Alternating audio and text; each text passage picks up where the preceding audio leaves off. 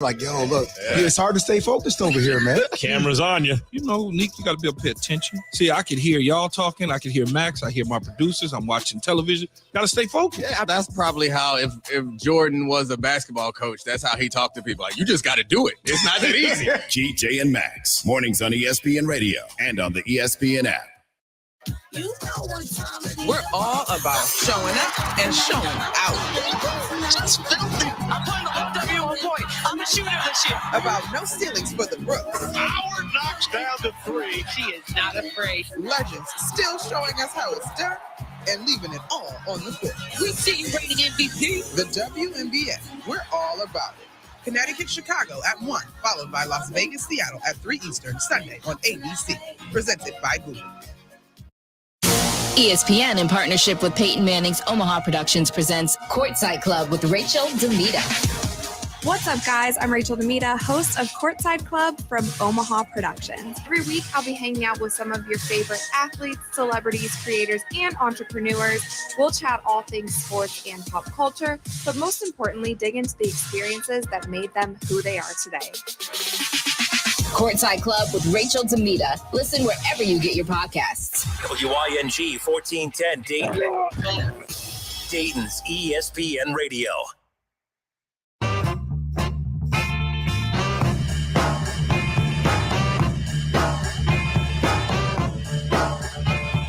All right, everybody, welcome in. It's the Justin Kinner Show with Kev Nash live here on a Monday. Kev Nash, welcome back. How are you? What up, though? We are off and rolling here on a Monday, and I hate it. There's not a whole lot to talk about. Talk about Would you mean we're not going to talk about my vacation? We're talking about your vacation. We're talking about the MLB trade deadline. Talk about the TBT. I think that's it, right? Oh, man. RIP to Bill Russell. Bill Russell. What else? Anything else? The Reds had that big trade over the weekend. We'll preview their series. I mean, we got a jam show today. I mean, it's not a lot to talk about. Let's start, though. How was vacation? You went to Chicago. Chirac. Went to Chicago.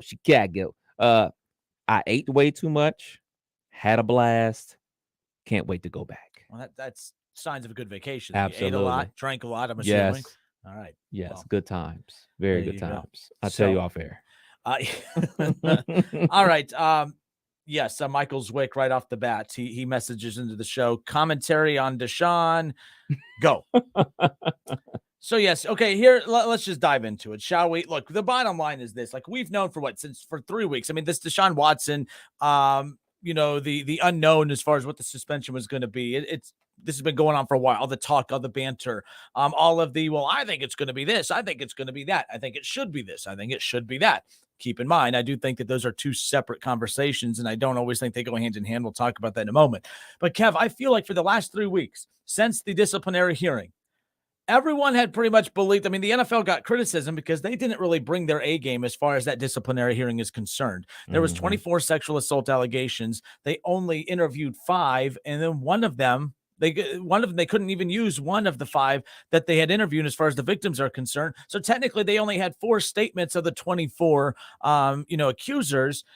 There was criticism of that. And then there was no physical evidence, or at least that's what was reported, that there was no physical evidence of any wrongdoing. And it's like, okay, well, that started coming out that Deshaun Watson is going to get a much, shorter suspension than what many had anticipated. Because honestly, you're talking about 24 sexual assault allegations, 30 total. If you go back to, some of the numbers that were added up whenever you talk about the Houston Texans, I think it's a gross number. Do I think that all 30 are true? No. Do I think that all 30 aren't true? No, I do not. But you know what? My opinion doesn't matter on that, because the bottom line is that he hasn't been found guilty of any wrongdoing in all 30 of those cases, but it doesn't matter. It's gross. If you read the details in the report that came out today from Sue Robinson's findings, it's icky. It's gross. It makes you feel uncomfortable. But the bottom line is we've known for 3 weeks that this suspension was going to be anywhere between 4 to 6 games or 6 to 8. The NFL tried to negotiate to get it down to 12. The Players Association vetoed that. They said absolutely not. And that's why the Players Association last night released a statement saying that, hey, by the way, we appreciate Sue Robinson. We're not going to challenge any ruling that comes down today on the suspension when it was announced. They had caught wind of the what could have been the 4 to 8 game suspension. It was right there, kind of in the middle, 6 game suspension. We all knew it was going to be a short suspension, but today all of you are acting as if you're so shocked. can't believe it's only 6. Really? We've been told for 3 weeks it's going to be less than 12. It's going to be less than 10. And to be honest, even if they came out and said it was a 12-game suspension, people would still be outraged, and rightfully so. This is a gross matter. Yeah, very. I'm a fan of the Cleveland Browns. And I'm not going to sit here and lie and say I will never support the Browns as long as they have Deshaun Watson on the team. There's a reason to go and find something on every athlete to make you really not want to be a fan of any team in any professional sport. But you know what? We can go find something on any of you for us not to be fans of you, and you can find stuff on Kevin and I to not be fans of us. We really don't want to go down that rabbit hole now, do we? Point is, I think he should have been suspended for the season. I'll just say it. That report today, I don't know how you read the details of what he was rubbing on the arms of the massage therapist. It's weird. It's gross how you could sit there and read that in the report and then say, well, I'm going to come out with 6 games. To me, what this punishment was more of, it was less about a punishment handed down to Deshaun Watson. It was more of a way to kind of expose the hypocrisy of the National Football League. How you can get guys like Robert Kraft and Jerry Jones and Dan Snyder and others who are owners. Let them get away with all the sexual assault allegations against them. And for Dan Snyder, that list is quite a list that goes beyond just sexual assault. I mean, it's gross how deep that goes. The owner of the New England Patriots, the face of the National Football League as far as organizations are concerned, the owner gets caught up in a sex sting and nothing happens. Right. In fact, he's still being interviewed all last year about, Tom Brady this, Tom Brady that. My goodness, nothing. Jerry Jones, hush money. More has been made. The national media has been more disgusted with the same storyline that involves WWE's Vince McMahon than that of Jerry Jones because the NFL just hushed that up very quickly. It's weird. It's gross. But Deshaun Watson, we got to make an example of him. Yes, you do need to make an example of him. You also need to make an example of Jerry Jones. You need to make an example of Robert Kraft, an example of Dan Snyder. To me, the ruling today, the findings today, Sue Robinson, I think this was a way to look at the NFL and say, what is wrong with you guys? Like, you guys you want a year-long punishment for him. You want to suspend the hell out of him, but there's no consistency within how you handle any of these punishments throughout the history of time, especially under Roger Goodell. Bottom line is, as a Browns fan, am I happy that our star quarterback is potentially going to be available come week 7? From an on-field standpoint, yes. But if you read that report today, how you can look at him and smile, how you buy his jersey, how you be a fan of Deshaun Watson, he's a disgusting human being. And I don't care if he hasn't been found guilty of anything. Read that report. It's still gross. It's still creepy. How you can have that in your head to think it's okay to do what he did. It is what it is. So I think the NFL would have been warranted in the year-long suspension or the indefinite suspension. But what I think the findings by Sue Robinson came down to today was, I'm not going to sit there and agree with the NFL that we suspend him for an entire year when you don't hold others to the same, accountability. That's where I'm kind of at with it. I think this was more of an indictment on the NFL than it was on Deshaun Watson, when I think there's so many gross parties involved here. It's so sick reading that report. Is very creepy. It's very weird.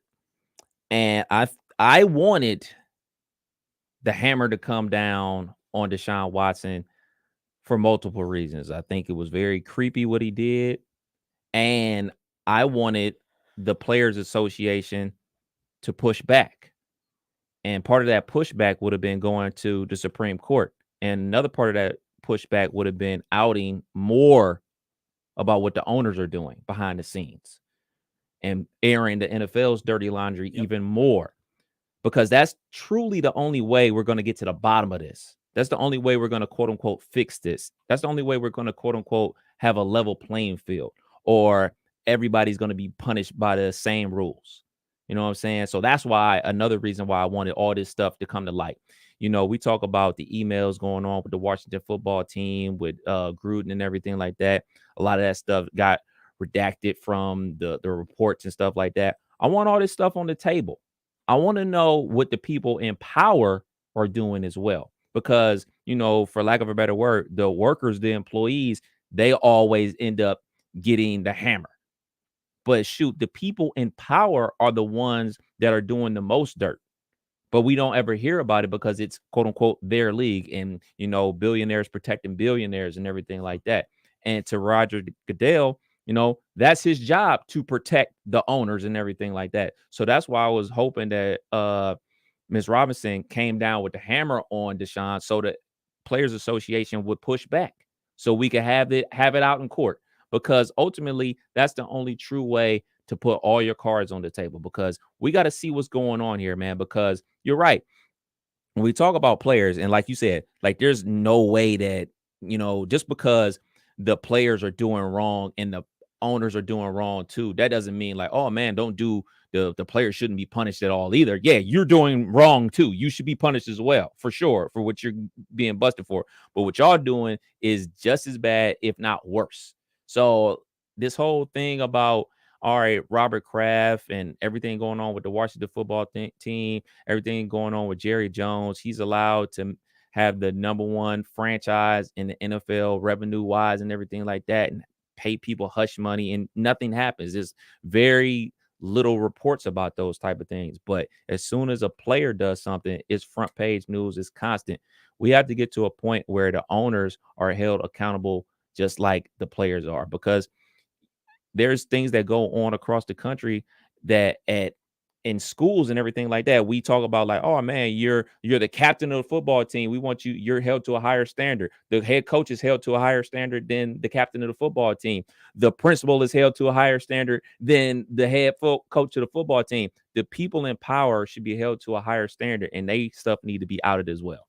It's the Justin Kinner Show with Kev Nash, live here on a Monday, right here on Dayton's ESPN radio station, 1410 Wing AM. Browns quarterback Deshaun Watson suspended for the first, at least as of now, according to Sue Robinson.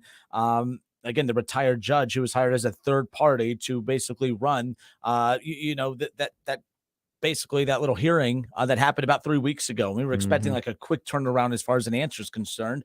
You can argue that it was a PR move to wait 3 weeks before releasing your decision, or she really did take those 3 weeks to really kind of, with a fine comb, go through all the details and make sure she didn't miss anything.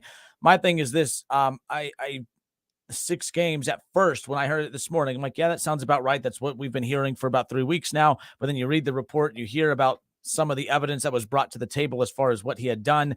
My big question is this, because I'm not an attorney, I don't know all the legal findings, but I just feel like the stuff that was included in there, if they know that he did that, how has he not been found guilty of anything? Like that's the crazy part to me. The stuff that was included, and by the way, I'm being vague because I'm uncomfortable. I'm not reading what's in that report. I'm just not doing it. I'm not comfortable reading it. I'm a very immature person and all that stuff. When I'm having a good time, this isn't a good time story. This isn't a story to laugh at or whatever, but it's gross. It's disgusting what they have in the report that he did. And I'm like, well, if he did that, why is he not in jail? Why is he not being arrested? Why did multiple courts in Texas find that he was not guilty of anything? And if he's found not guilty of anything, if those details were included as evidence, how is that being used in this? Well, that's the whole thing. That's the whole thing about the whole legal system and the court of law. You have to prove X, Y, and Z happen. So this is a situation where if people are upset about the length of the suspension, thinking it's too short, you need to be upset at the NFL's lawyers for presenting a bad case and them bringing newspaper articles and saying, see, it's right here. Like, no, you can't use somebody else's work, quote unquote. You have to present your own findings and present it in a way that they understand and the judge can rule. Obviously, they didn't do a good enough job, just like they didn't do a good enough job down in Texas on two of those cases. And another thing about it, since he settled so many cases, all but one as of right now, the only ones that they were, quote unquote, looking at during this whole back and forth with Miss Robinson were 2 cases. So obviously, if we play in the numbers game, if he didn't settle more of those cases, then suspension probably would have been longer, because there have been more like creepy behavior going on. Like, I guess what they're saying is creepy behavior isn't against the law. And, from his side coming out and saying that everything that had happened, they were made aware of the possibility of that happening before he arrived for those appointments, which from that side, as dirty and gross as that sounds, they clearly have evidence to support that, because that's probably why the opposite side of that has not been strong enough to find him guilty of anything as far as acting, against their will, I guess, if you will. Again, this, like I said, this is super uncomfortable. That's why today I've hated sports talk today. It's a bunch of people who are just skipping over their words, and I'm probably doing the same thing. And it's an uncomfortable thing to talk about, to be fair. But at the same time, there's so many moving parts here. Here's what I'm not going to put up with on the show today. Calvin Ridley only got suspended. He got suspended for a whole season for betting. That's worse than sexual assault of 24 women. it's not the same thing. You're right, but it's also not being dissected the same as far as the CBA. The players actually, what they negotiated with the league is kicking themselves right now. The league had more power in how to handle the gambling aspect with Calvin Ridley. Right. The CBA worked more in their favor for that. They had less power in this situation, which is why the players, I hate to say come out winning in this, that sounds gross, but like the players have a little bit more leverage in these types of situations than that of the sports gambling aspect. With the weed and everything that happened with Josh Gordon, I keep seeing that be brought up today. Again, we're talking about something that's clear in the CBA saying, if you do this, your punishment is this. It's just you don't even have to go to court for it. It's just as simple as positive drug test, boom, you're suspended X amount of games. Oh, second time offender, boom, here's this many games. This is very, very different. It's not the same thing. So please stop being lazy and using those, because I'm not going to read that today. I'm not going to put up with it today. So don't be lazy. Bring something better to the table if you're going to argue that. And another thing is what people fail to realize is this is the first time that they're using independent arbitrator. Yep. So in years past, Roger Goodell was judge, jury, and executioner, so to speak. So he heard it, he listened to you, and he came down with the punishment. And the punishment was the punishment. There was very little wiggle room. And now they've created a situation where there's a wiggle room with this independent situation going on with Ms. Robinson. Yes, I know. Yes, it sounds super weird to say, hold on, he used FanDuel, something that the NFL uses, and he allegedly did a whole bunch of creepy stuff. So he gets 6 games, he gets a whole year. We're not legal experts, but if you just read what's there, it's pretty black and white. Yep. Like why these things go on. It's weird. Not gonna say it doesn't. It's not like that's puzzling, but it's not the same rules all across the board. All right, it's the Justin Kinner Show with Kev Nash right here on 1410 ESPN Radio. Great point on that. As far as that's concerned, you said Roger Goodell, he's no longer the judge, jury, and executioner. But the reason that this may not be done yet is because come Wednesday, unfortunately for Browns fans, Roger Goodell, he may not be the judge, he may not be the jury, but he still has the power to be the executioner. That's something to keep an eye on. But we'll step away for a few moments. You've heard our take on it. Let's hear your take. 518-1410. Phone lines are open. Give us a call. The suspension, was it the right, was it the proper amount of length considering the lack of evidence, if you will, legal evidence, if you will? Or is it a slap in the face to the entire league and to the fans to only have a 6-game suspension for a guy that had sexual assault allegations, 24 of them to be exact, 30 total if you include, what was involved with the Houston Texans? 518-1410. Thoughts? Let's hear it. Let's talk about it. Plus, we're live on Facebook. Head to Facebook, search the Justin Kinner Show. A lot of responses coming in the chat section. We will read those and pull your comments into the show and interact with you that way. Lots of ways to let your opinion be heard. And let's get to it. 518-1410. More of the Justin Kinner Show with Kev Nash when we come back. Electric Avenue. The Justin Kinner Show with Kev Nash. Presented by Brad Mays with Home Experts Realty. Weekdays at 3 p.m. on 1410 ESPN Radio. ESPN 1410 Wing AM weather. Mostly cloudy skies today, showers possible, and a high of 86 degrees. Tonight, cloudy skies but dry conditions with a low of 67 degrees. And for your Tuesday, partly sunny skies and a high of 88 degrees. And I'm Lorna Stevens for 1410 ESPN Radio. Weather is brought to you by Cullet Propane. 98% of their customers recommend Cullet. If you wouldn't recommend your current supplier, check them out at culletpropane.com. Now's the time to get a great deal on Kubota construction equipment, featuring durable Kubota engines, more comfort, more productivity, more get it done right. The Kubota construction lineup shows up ready to work every day. Right now, bring home select Kubota equipment for 0 down, 0% APR for up to 36 months. Now through September 30th. See us or go to KubotaUSA.com for more details. See Columbus Equipment Company, 7570 New Carlisle Pike in Dayton. The biannual blowout is just a week away, and we've got a lot of work to do. Keenan's Rug Emporium is rolling out a Labor Day bonanza. Have that flatweed shipment coming in. He needs 10 new sales associates as the crowds loom large. Someone run a stock check on all the Moroccan 8x10s? Indeed can help him hire great people fast. I need Indeed. Indeed you do. We instantly connect you with quality candidates whose resumes on Indeed match your job description. Visit Indeed.com/credit and get $75 towards your first sponsored job. Terms and conditions apply. When you download the Home Depot app, taking on big or small projects starts with a tap. It's your pocket-sized toolbox for getting more done. Image search helps you find what you need with a snap. Store mode pinpoints exactly where to go to get what you want while you're at our store. Or just tap to arrange for easy curbside pickup, all from the palm of your hand. It's the app that's made for doing. The Home Depot app. How doers get more done. Nobody protects you from mayhem like Allstate. You hear that? I'm a torrential downpour. Torrential? What's that even mean? It means you can't see out of your windshield. And if you have the wrong car insurance, you might have to make it rain to fix your bumper.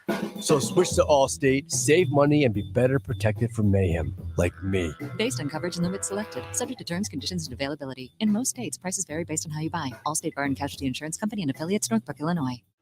I want to take more chances with the embroidering. Henley's vision for a new clothing line is coming into focus. Dramatic. They'll need an on-staff photographer to put their collection in the spotlight. Why is no one taking shots of these? Indeed can help them hire great people fast. I need Indeed.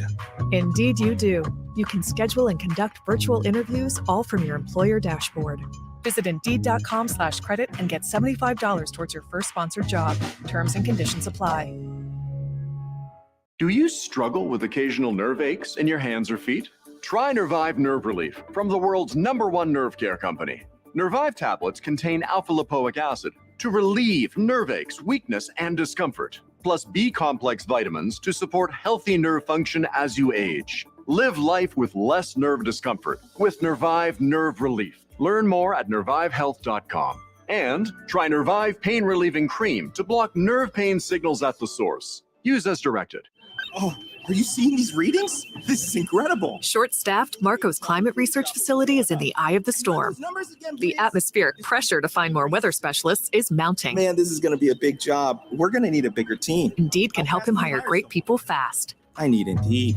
Indeed you do. We instantly connect you with quality candidates whose resumes on Indeed match your job description. Visit Indeed.com/credit and get $75 towards your first sponsored job.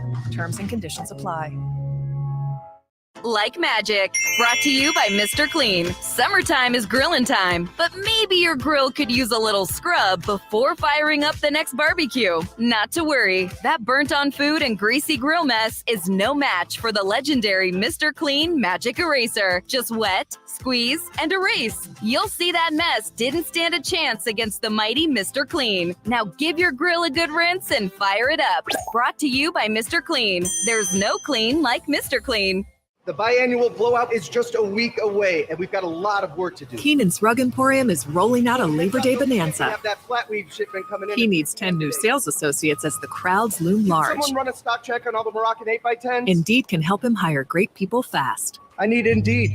Indeed you do. We instantly connect you with quality candidates whose resumes on Indeed match your job description. Visit Indeed.com/credit and get $75 towards your first sponsored job. Terms and conditions apply.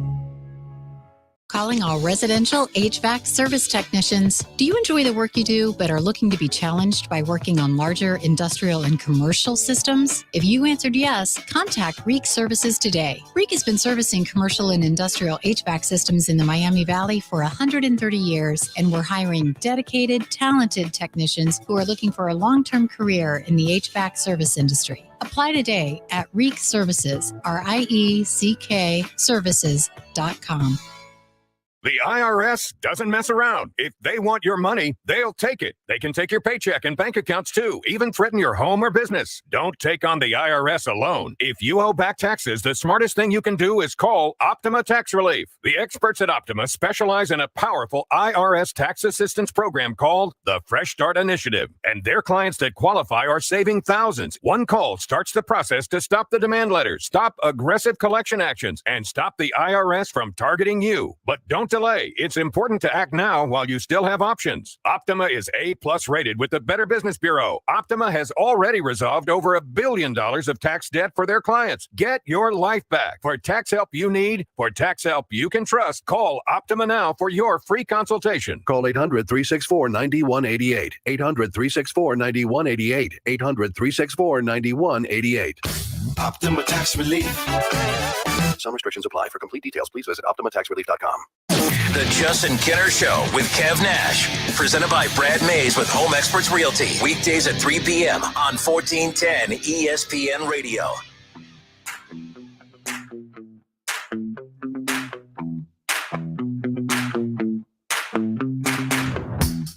Justin Kinner, Kev Nash back with you here on Dayton's ESPN radio station, 1410 Wing AM, 518-1410, 518-1410. That's the number to call and jump in on the conversation. We got Reds baseball coming up later on tonight. The Reds start a road series now, a little road stand again. They have 3 with Miami that starts tonight. 6:10 coverage begins, 6:40 first pitch. And then they'll be off on Thursday where they'll start another 3-game series with divisional foe, the Brewers, who just made a big trade earlier today. We'll talk about that around the corner. And then they'll have another 3 against the Mets. And then they have the Field of Dreams game coming up a week from this Thursday, which is pretty intriguing. So we'll talk about that, at least for a season that's been as horrible as this for Reds fans. I actually really am looking forward to the Field of Dreams game, although it could be a field of nightmares with the way this season's gone for the Reds. But there you go. All right. Again, it's the Justin Kinner Show with Kev Nash. Reaction right off the bat, of course, to the 6-game suspension for Deshaun Watson. I've really been back and forth on how to have an opinion on this because I think it's tough to crack the mic, whether it's on radio or on television, and without having all the facts, it's really hard. That's what makes this so intriguing. We're not attorneys. We're not lawyers. We don't have all of the details. We base all of our opinions off what we read online or on Twitter or what we hear. Right. So, but the thing is, unless we are in the courtroom or unless we are actually in on these meetings or we are sitting down with these attorneys, we have no clue what all the details are. We are basing it and forming it off of what leaks are made as far as what limited, information is available out there. And after what I read today in the 6-page report or whatever it was from Sue Robinson, I mean, there's details in there that I'm not talking about on the air because it makes me uncomfortable. But I'm like, I don't know how you read that. And, I read that. And if the NFL would have come out and said it's an indefinite suspension, as a Browns fan, I'd be like, yeah, that makes sense. That's pretty gross. What the hell is in there? But I also read the 6-game suspension and say, but I also understand based on hiring a retired decorated judge who knows what the hell she's doing. She's basing her opinion off of the information that was presented to her, which is negotiated in the collective bargaining agreement. All of her rulings are based on the information provided to her by the league and by the collective and by the Players Association. Mm-hmm. As far as Judge Robinson's concerned, we keep bringing up the 24 sexual assault allegations. As far as Judge Robinson was concerned, there was only 5 sexual assault allegations because those are the 5 reports that were presented within the NFL's side of arguing, right? So she's basing it off that. Now, again, is 5? Oh, well, that's no big deal. Only 5? He only sexual assaulted 5 women? No big deal. It's not like he had 24. It's weird. I find the people who are doing the Steelers argument of, well, Big Ben, that was only 1. Oh, okay. So it's okay to sexually assault 1 woman, but we're crossing the line. Dude. No, it's just, this is all gross. Mm-hmm. It's forcing us to all say stupid things and we're all sounding stupid. Everyone's trying to compartmentalize this in one facet or another. For those of you out there who are hating on this, because some of you have a moral mindset that you're disgusted by this, and I applaud you. Others of you are being very immature and looking at this as, oh man, typical Browns is the Browns. Look at their quarterback. I find that gross. And from that standpoint, from a sports point of view, I find that gross that you're going to use this as a way just to hate on the Browns because I find that weird. You don't really have a moral compass in your brain that's trying to navigate you in the right direction. You're just using this as a talking point to smack talk like, we normally do within a sports conversation. But doing this thing where, well, the Steelers, it was different. That was only 1. It doesn't matter. It doesn't matter. It's still gross. The Deshaun thing is gross. This is all gross. The fact that camps are well underway. It's August, by the way. We have actual football coming up on Thursday. College football kicks off this month. You know what I mean? Like, come on. And we're talking about this. This is gross. My point is I've always, from the very beginning, if he was indefinitely suspended, warranted.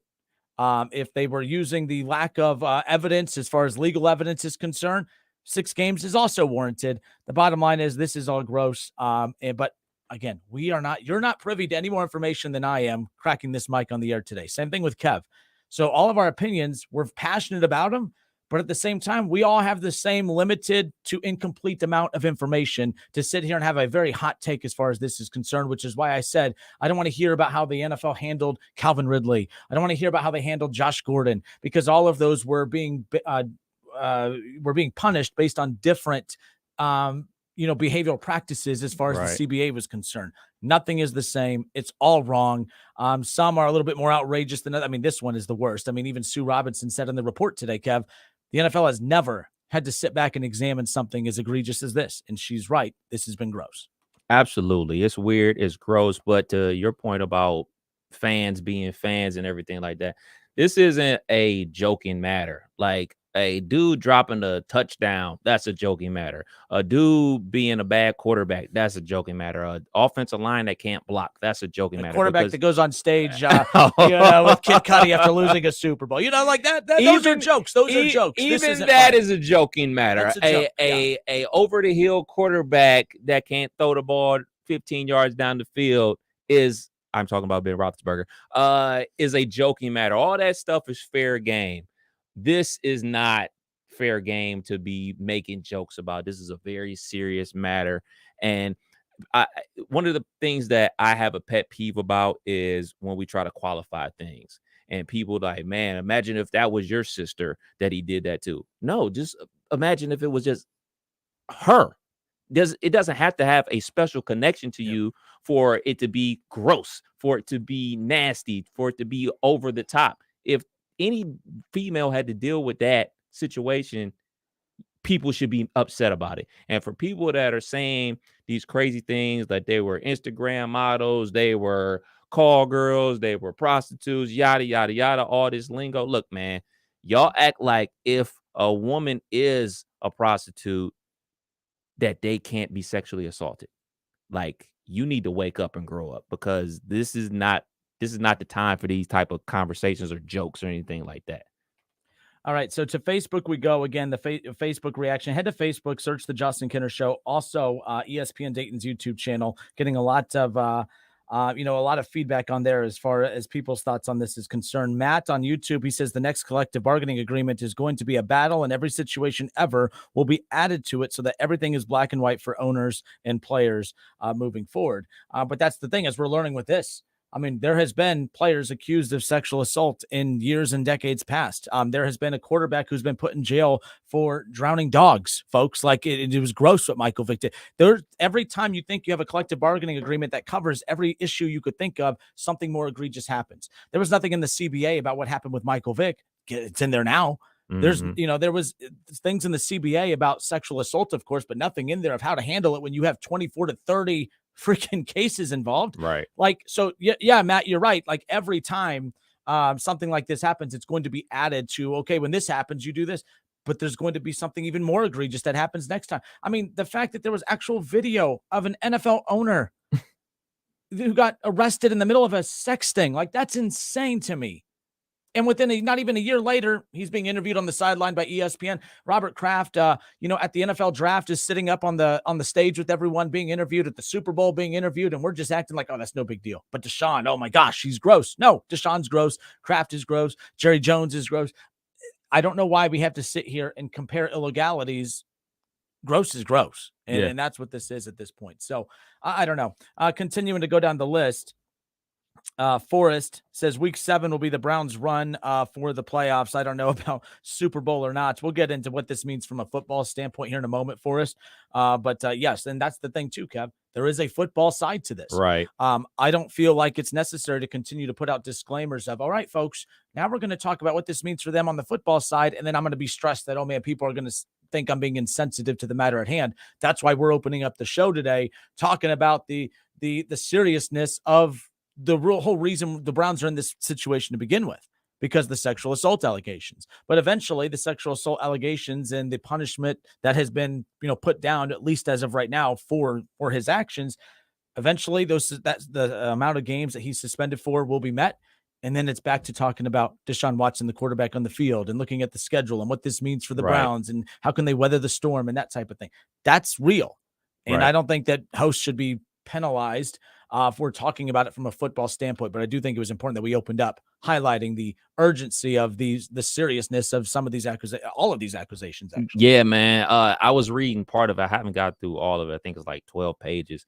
But part of the things that stood out to me were he can only get massages from the Brown staff and everything like that. But I didn't see if like, all right, hey, there's any mandatory counseling or anything like that. I didn't fully read the whole article or report or whatever, but I did see that, and that definitely did stand out to me. Yeah, and she said, and by the way, that was, and again, that technically doesn't have to be, like this 6-game suspension doesn't technically have to happen the way she suggested, and that little wrinkle into his contract moving forward doesn't have to be added technically. Now, that would mean the Players Association would have to appeal it. They're not. The league could appeal it. As far as all the league really cares about is the length of suspension. They wanted an indefinite suspension.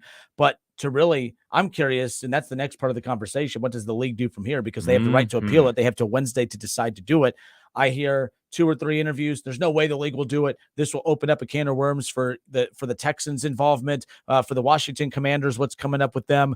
They might just want to wash their hands of this and turn their focus towards how they're going to battle with Sue Robinson when it comes to the Commanders, because they're up next as far as how this is going to be, navigated as far as that goes. But then there's others like, oh no, Roger Goodell's he's not going to let 6 games go down as the only punishment for him, because there was also no fine. Right. There was no fine, and everyone said, "Oh, he was suspended all of last year." He got paid to not work last year. That part I agree with. I think that's wrong too, as far as that, but whatever. I mean, from the money standpoint, that doesn't impact me one way or another. I don't really care. But it's. I don't think this is as simple and easy as, oh, well, Roger Goodell's just going to accept it, move on. I could see why he would fight this, but I could also see why he doesn't want to continue this, because there's a lot of graves that could be dug up. If they continue to go down this road. So we'll see. You think they're going to appeal it? Because the appeal process kind of like comes back to the league. So they can try to push the issue and try to force this to get to, 12 games if they really wanted to. Do you think they're going to appeal it? I know this. We're supposed to have answers. No, I have no idea. Like I said, I'll listen to 3 or 4 different radio snippets or TV, interviews on TV. I'll hear a bunch of bullet points as to why I think he will. And I'm like, oh yeah, he's going to appeal this. And then I hear a bunch of great points about why he shouldn't. But I think all are valid. All the points as to why he shouldn't are valid, and all the points as to why he should are valid. But for every decision he makes, there are repercussions that come with it. If he doesn't appeal and just accepts the 6-game suspension with no fine, the league doesn't care about women. Roger Goodell, this was just a lazy way out. He didn't have to deal with it and move on. Or if he does appeal it and does fight for more, that means in the middle of court now everything is going to be brought to the table as far as the handling of that can make the Daniel Snyder thing more vulnerable for how the league has played a role in some of that. The Houston Texans, settled with 30. Yeah. Cover up. The cover is always worse than the actual crime. That's why when you said earlier, he used to be the judge, jury, executioner. Now he's just the executioner. This could be, I don't know. What do you, I mean, I think they want to. I think they want to do this. I think they want to be like, man, nah, we gotta do something. We gotta do something. But I think ultimately they're just gonna let it ride, because all the skeletons, we have the Hall of Fame game on Thursday, and kind of like how we talked about months and months ago, once the season starts, this kind of gets forgotten. And the best thing for the NFL is for the games to start and us to be doing our fantasy football draft and talking about who had a good game, who had a bad game, who's this, who's that, all that. And this kind of like gets pushed down until he makes his comeback. It'll be talked about like the first game back was that game 7 or whatever. And then it'll be talked about a ton when he makes his return trip to Houston. And after that, it kind of really goes away. So I think that's ultimately what they're going to do. I think they're just going to eat this and just keep it pushing, because I think what's worse, quote unquote, for the NFL and its owners is to fight it, because all this other stuff about them is going to come out. And when you bring it to this level, you're not going to be out here redacting things like you did with the emails from the Washington football team. You're going to have to get up there. You're going to have to say what you're going to say, and there will be leaks. 518-1410. That's the number to call. We'll get your calls in just about 30 seconds. Just more reaction. Adam on Facebook says the NFL has made a mess of yet another player conduct issue. What Watson did is not acceptable, but the NFL can't seem to have a concrete policy on punishment of players who cannot protect the shield. I've always thought that was a very strange clause in the CBA, and it's very vague, and I think it works against the players. Well, anything that makes the shield look bad, well, that's very, you know what I mean? Like that's that's too vague for me. That's way too vague for me. But as I've said, every time you think you've seen it all, there's something else that comes out. There was nothing in the CBA about what to do with someone who's running a dog, a dog fighting ring. Yeah, no, there was nothing in there about a that lot of before these things. A lot of these things are so far fetched you wouldn't imagine having to put them in there. Like, a star NFL quarterback is the leader of a dog fighting ring. Oh, a star NFL quarterback has allegedly a sex addiction and likes to get massages, very weird style. Like, man, an NFL owner in a sex sting. Like, wait a minute, man. Do we have to put all this in there? Like, what just happened to, hey, man, no drugs? Hey, man, what happened to, like, don't the gamble. simple stuff? Don't gamble. No don't betting on weed, games. Like, so we talk about this all the time where I'm a person that says you have to have foresight and everything like that. Certain stuff you just can't have foresight for. Like, never in a million years would I thought that Michael Vick would be fighting dogs. Never in a million years. So how can you have foresight to say that, to put that into the collective bargaining agreement? And this isn't as simple as, well, he was accused of sexual assault. This is up to 30 individual cases. Yeah. And again, like I said before, it's not up to us, but I mean, do we think that all 30 are telling the truth? I don't know, but I also don't think all 30 are telling a lie either. Right, exactly. So even if one of the 30 exactly is telling the truth, then yes, an indefinite suspension. I don't care. Like that. I mean, we're talking percentages here. Well, of the 30, only one was telling the truth. That's why it's only warranted 6 games. You're gross. Like 31 is one. I don't care if it was only one accusation and it was true. I don't care if it was 30 accusations and only one of them was true. It's wrong, which is why I've said it before. No matter what the ruling was today, when I woke up, I was like, if it's indefinite, I'm not going to lose sleep over it. Whatever. The Browns gambled with right now. The Browns might win this gamble. Yeah. They gambled on. They went all in. They put all their chips into the middle of the table. And if all that happens is they end up without him for 6 games and they still go on to compete for the division and make the playoffs and make a playoff run, I mean, is anyone going to, everyone's like, oh, that front office, I bet they're regretting this. No, I don't think that they are. Definitely not. And that's the other thing. The football side of it, right? Like the football side of it. And you got to think about it like this. Just say somebody was a fortune teller and they could see the future and everything like that. And they saw that it was only going to be a 6-game suspension. More teams would have been involved in trying to sign him. More teams would have gave him more money up front. Yeah. If they were like, man, that's why this isn't a Browns thing. This is only 6 games. Oh man, we can make it happen for 6 games. Like, think about the Atlanta Falcons. They're in the NFC. Like, they could go 2-4 and then return to Deshaun Watson and then run the table the back half of the season for all we know. So like, it's just a simple fact. There was, like I was saying 1 billion and one times, there were so many unknowns and like I just couldn't do anything with it. But now there is a known. There is a 6-game suspension. So I'm a firm believer that says if everybody knew that it was going to be just 6 games, more teams would have been involved with this. All right. I know we have callers on hold. We're going to go directly to the calls on the other side. We're step away for about 3 minutes. Phone calls on the other side. More reaction on Facebook. Ron asked an interesting question, Kev. Why would he settle if he was innocent? Ron, because if he doesn't settle and you let all 30 of these cases have to play out in court, well, guess what? He may that could take years before you get through all those. Right. Years. And then you're damned if you do, damned if you don't. And that's unfortunate because his desire to play and to play now, it's either fight for your innocence in court and not play, not make money, or, well, actually, no, because the Browns made it to where he could make a lot of money guaranteed one way or another. This whole thing has just been very, very strange nonetheless.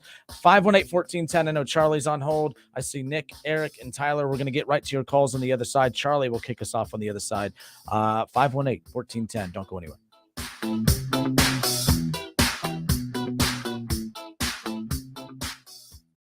It's the Justin Kinner Show with Kev Nash. Justin, you're awesome, baby. Right here on 1410 ESPN Radio. Don't stress about finding a new job. Let Express Employment Professionals help. Visit expresspros.com for good local jobs in a variety of industries. Hey, here to tell you about my friends at Cordell Transportation. They're now hiring Class A CDL drivers and offering a $5,000 sign-on bonus. That's right, a $5,000 sign-on bonus. Home daily, dedicated lanes, and no-touch freight. Brand new equipment as well. Medical, dental, vision, and company-paid life insurance. Call Cody right now. Apply online at CordellTransportation.com. Cordell Transportation, driven to succeed. I had low back pain that was due to herniated discs. Meet Dr. Justin Garzone, another satisfied patient who found regenerative medicine at QC Kinetics. Over a very short period of time, the pain went away completely, and I've had absolutely no symptoms or pain since my treatment. Before Dr. Garzone found QC Kinetics, he was looking at all the old school pain treatments. It was recommended that I have steroid injections done, but then unfortunately my insurance company said that I would have to do 3 months of physical therapy first, and I needed to get better quickly. With QC Kinetics, the doctor got lasting relief with no downtime. I didn't have to take any medications during my treatment. I avoided surgery, and I am now pain-free. Don't live with chronic pain, and don't go under the knife. Call QC Kinetics, the nation's leader in regenerative medicine, for a free consultation. Call QC Kinetics, 937-936-0325. That's 937-936-0325. 937-936-0325. Okay, open wide. Good to see you've been flossing. What's on your chest? Oh, that's just my lentil soup. It was supposed to be here an hour ago. I'll say it's unprofessional. We should have ordered through Easy Cater. Food shows up on time as ordered. Yeah, it really burns me up too. Oh, the soup. Oh, hold my crackers. I'll go get the lead apron. Some food just doesn't work at work, but Easy Cater just does. Food for work on time and as ordered from over 85,000 restaurants. Order 24/7 at easycater.com. The biannual blowout is just a week away, and we've got a lot of work to do. Keenan's Rug Emporium is rolling out a Labor Day bonanza. Have that flat weave shipment coming in. He needs 10 new sales associates as the crowds loom large. Someone run a stock check on all the Moroccan 8x10s? Indeed can help him hire great people fast. I need Indeed. Indeed you do. We instantly connect you with quality candidates whose resumes on Indeed match your job description. Visit Indeed.com/credit and get $75 towards your first sponsored job. Terms and conditions apply. There's never any FOMO with the iHeartRadio app. You won't ever have to miss out on your favorite shows and contests with this radio station again. Radio 24/7, 365. We're here when you want us. Stay connected and listen anywhere when you download the free iHeartRadio app. Listen to this station anytime, anywhere on Odyssey. Odyssey is your new audio home for all the music, news, sports, and podcasts that matter to you. Odyssey. That's AUDACY. Staples has everything you need for school at prices that won't hold you back. Don't send your kids back to school. Send them forward at Staples, the working and learning store. There are many ways to catch the Justin Kinner Show with Kev Nash on 1410 ESPN Radio, weekdays from 3 to 6 p.m. You can catch it live right here on 1410 Wing AM, or you can stream the show at wingam.com. But now we have another way that you can take in the show. You can now watch the Justin Kinner Show with Kev Nash live on ESPN Dayton's Facebook page. Listen, stream, watch. It's the Justin Kinner Show with Kev Nash, weekdays from 3 to 6 p.m. on 1410 ESPN Radio.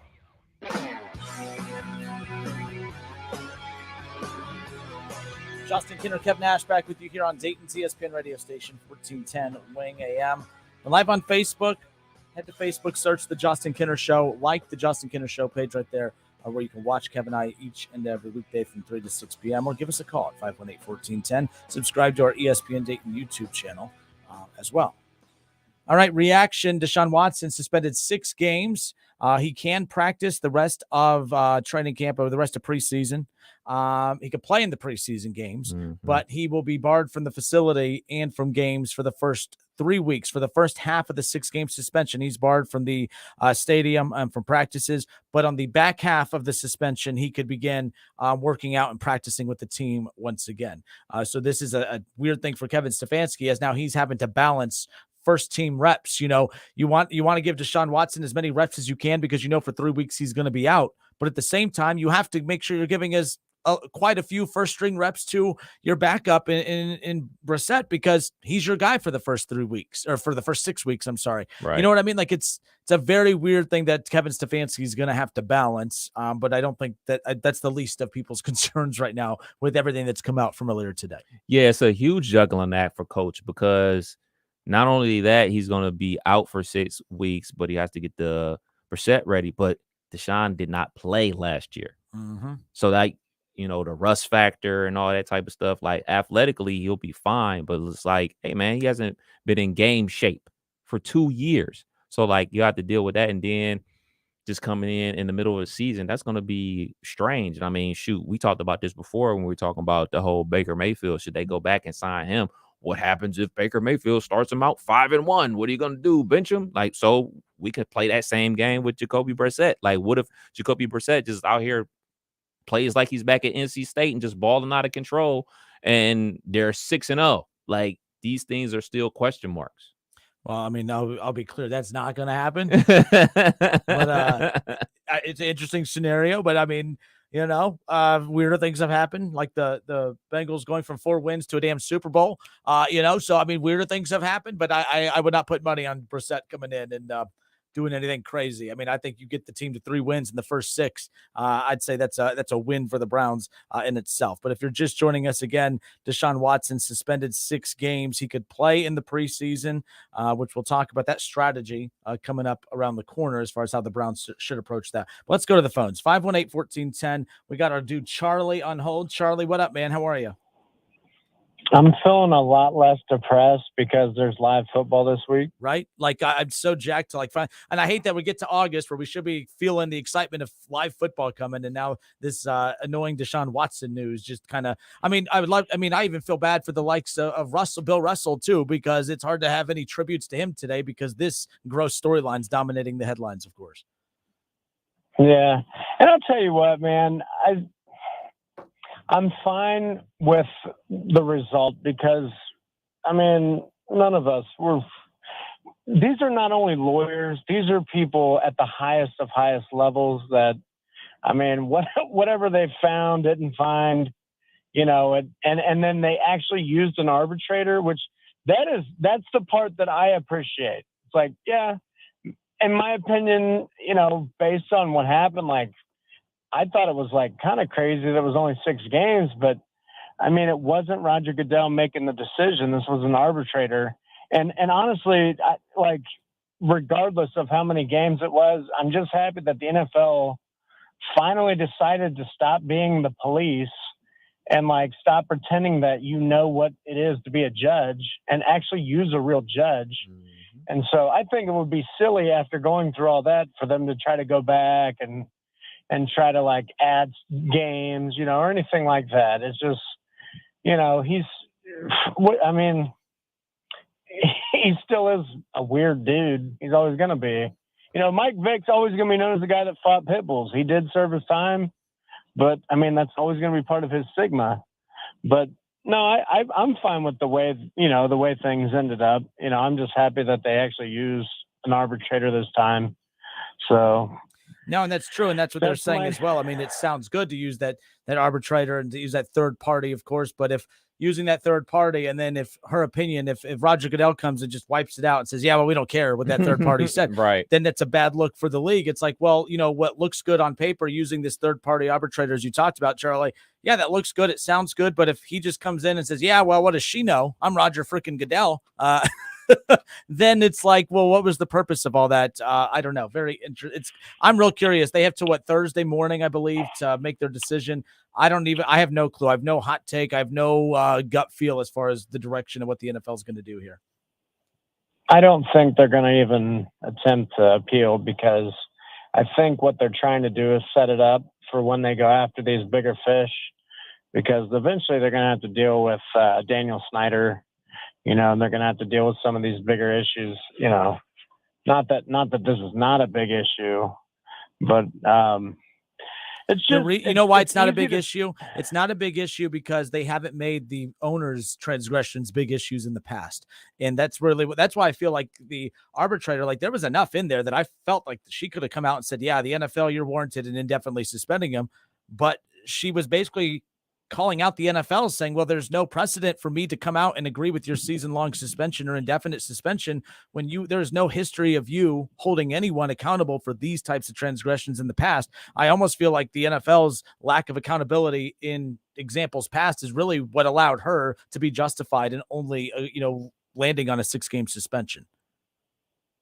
Yeah, and I don't even know what I meant by like bigger deal is, going after an owner. Like, I don't know how you do that as the commissioner who works for the owner to try to go after the owner. Mm-hmm. And I don't really know what it means to be in trouble as an owner. If you know what I mean? Like, other than serving jail time, like, how painful is it to not actually be at the stadium and just watch the team that you own from your house? Like, other than like being forced to sell your team, I'm curious to see how all that, ends up. But as far as Deshaun Watson goes, man, the number is crazy, but either there just wasn't enough evidence or, somehow you end up on 6 games. It's people that know the law way better than I do. So I'm not even going to try to pretend to understand it. I'm a little surprised. I'm just curious how the season's going to play out. And if I'm the Browns, Brissett gets all the reps because 6 games is a lot. That's a lot of games. It's a lot. It's a month and a half. You can't start out. It's like you can't start out 0-6. You got to come out and win some games. But I'm saying, the Browns is the Browns, Charlie. I learned my lesson last year. I ain't going to be all overconfident in this. No, well, I'm just saying, like, everyone's, it's like when he comes in, it's going to be exciting, and that's probably true. He's a great talent, but it's a lot easier to do it when you've won 3 or more games. But if you come out and stink it up because you were giving the guy reps that's going to come in, in 2 months, that doesn't make any sense. And where's his head at? You know what I mean? Like, maybe he's a true sociopath and like none of this really bothers him. And he's just going to come in and play like, no big deal. But a lot of athletes are like that. Think about when Kobe Bryant was dealing with his situation in Denver. He was flying from court to come straight to playoff games and dropping 45. Kobe's a straight sociopath. I don't care what anybody says. A phenomenal basketball player. That dude is that's Hannibal Lecter, man. You fly from court, go to the playoffs, like drop 40, rinse, cycle, repeat. Yeah. But Charlie, good hearing from you, man. I know we're gonna hear from you more at the football season's here, but we gotta get moving. All right, I'll see you guys. Take care. Later. That was usually the calls with Charlie are a little bit more, upbeat, but I'm sure as we get closer to the season, the smack talk will ensue. So there's that. But nonetheless, if you're just joining us, reaction, of course, to the 6-game suspension for Deshaun Watson. One thing we just talked about too, not holding the owners accountable. Well, what can you do against the owners? What do you do to the owners? Some guy on Facebook goes, you strip them of attending owners meetings and anything that has to do with being at the team facilities. That's how you discipline an owner. Plenty of people own corporations from afar. I would go a step further. If you get found guilty of something along these lines or do something to embarrass the Shield, even if you are an owner, take draft picks from you. Something along those lines. Why not? The NBA does that. The NBA takes draft picks from teams. If they get found of tampering or anything like that, they pull draft picks. But I think tampering has something to do with the game. I'm not sure. I'm not Shield, sure. Though, technically this doesn't impact the game. It impacts the Shield. Right. They want to be vague about the Shield. Let's be vague about the Shield then, I don't know how you punish an owner outside of fining them, but they're billionaires. Yeah. So it's just like, what do you do? Like when they was the owner of the Clippers? Ballmer. The former owner. Former one. Yes, I know. The racist one. Yes. Yeah. So they made him sell the team. So they made him more billions. Yep. Like, ooh, what a punishment. You can't be a part of our league anymore. Go make you $1 billion more dollars. Okay. But if and how is that a punishment? And if you want a clause in the CBA that, hey, owners, if you get caught up in a sex sting, if you get caught up with hookers, you're going to lose draft picks. What?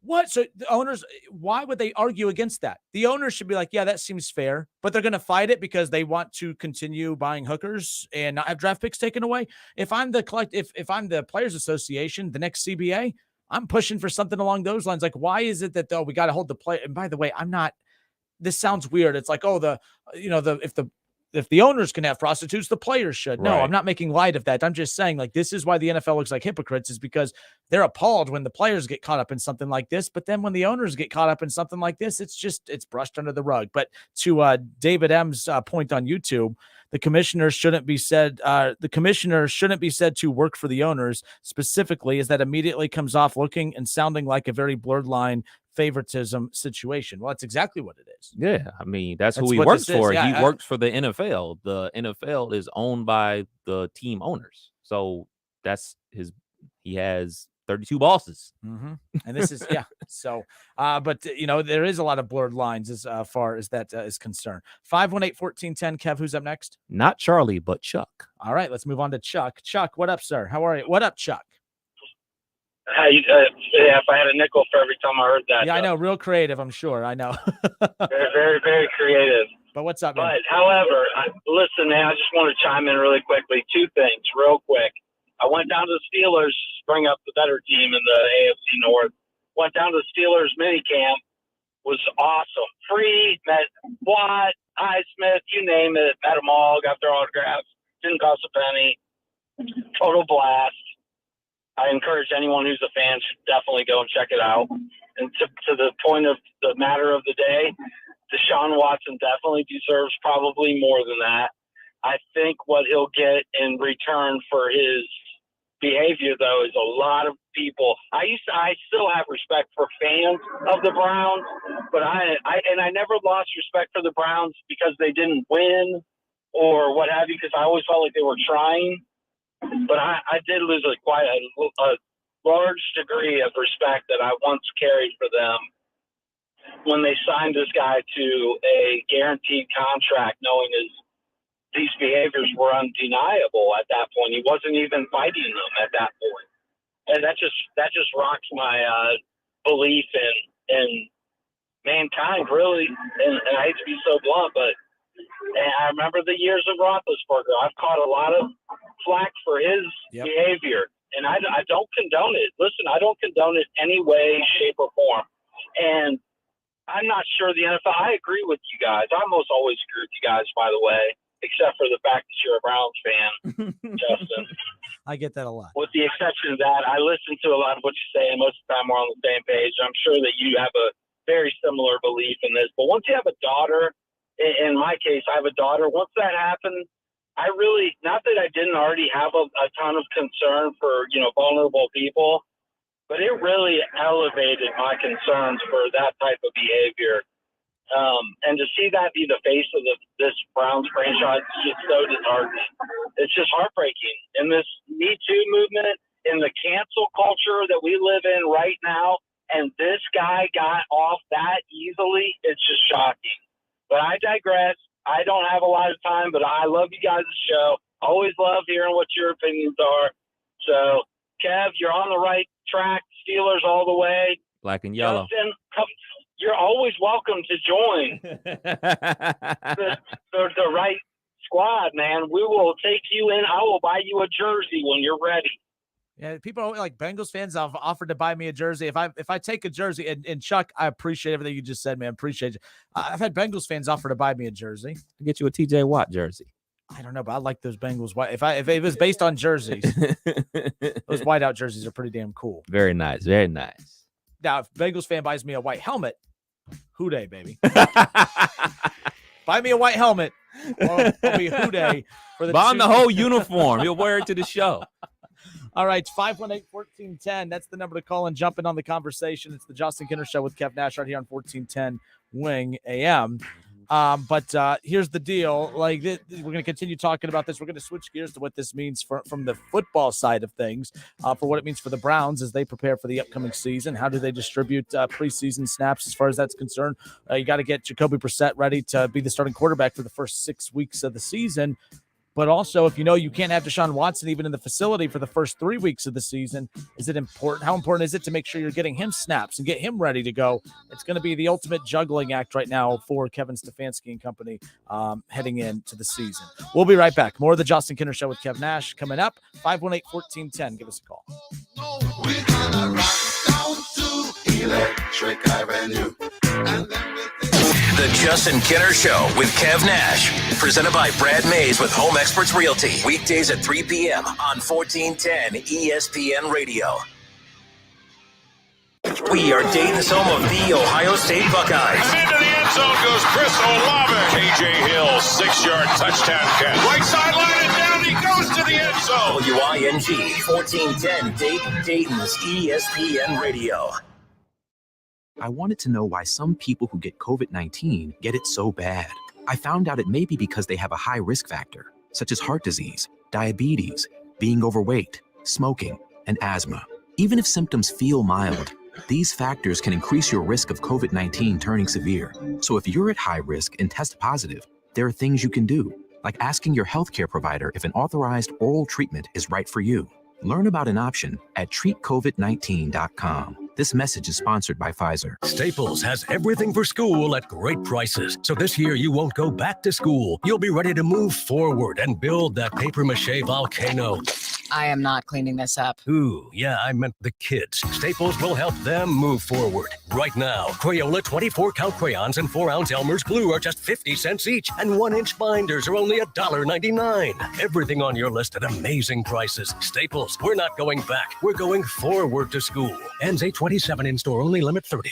You have empty office space to fill or home office to create. You know what you need. You know what you'd like. But you also have a pretty good idea after you've shopped around the usual places what you need and what you like might not happen. Well, then you haven't been to Charles Larrick's Warehouse Outlet. Nobody has their selection. Nobody has their discounts. And every week, there's something new. If you need office furniture, Larrick's Warehouse Outlet can sell it to you for half the price and below manufacturer's selected prices. Half price and below on hundreds of items. Selection from budget to the best. Really, desks from $50 to $5,000. Filing cabinets from $25 to $500. Before you go anywhere else, do yourself a favor and come to Larrick's Warehouse Outlet. With 25,000 square feet of selection, you're not going to go anywhere else. Larrick's Warehouse Outlet at 23 McOil Avenue, Dayton. Open Monday through Friday, 9 to 6. Larrick's, continuing the tradition. O'Reilly. Don't risk getting stranded with a bad battery. Our professional parts people at O'Reilly Auto Parts will test your battery for free. If your battery does need to be replaced, we'll help you find the best battery for your vehicle and your budget. Don't wait until your battery is dead. Get it tested for free today at your local O'Reilly Auto Parts store. O'Reilly Auto Parts. Wendy's new Strawberry Frosty is here, so check your watch.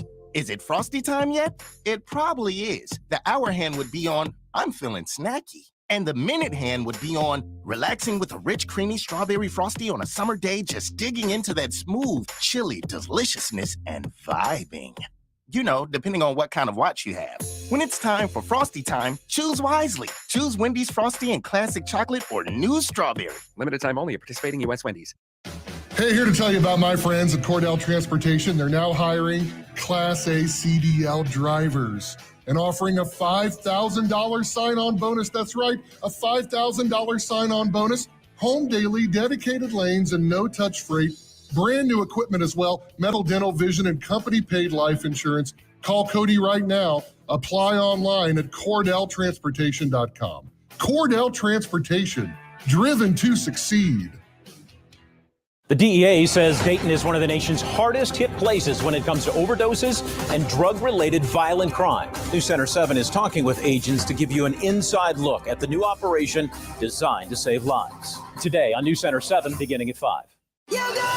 Carrie Underwood, Thomas Rhett, Maren Morris. On the next Entertainment Tonight, we're backstage for the iHeart Country Festival. Every single act is at the top of their game. Next ET, tonight at 7:30 on Channel 7.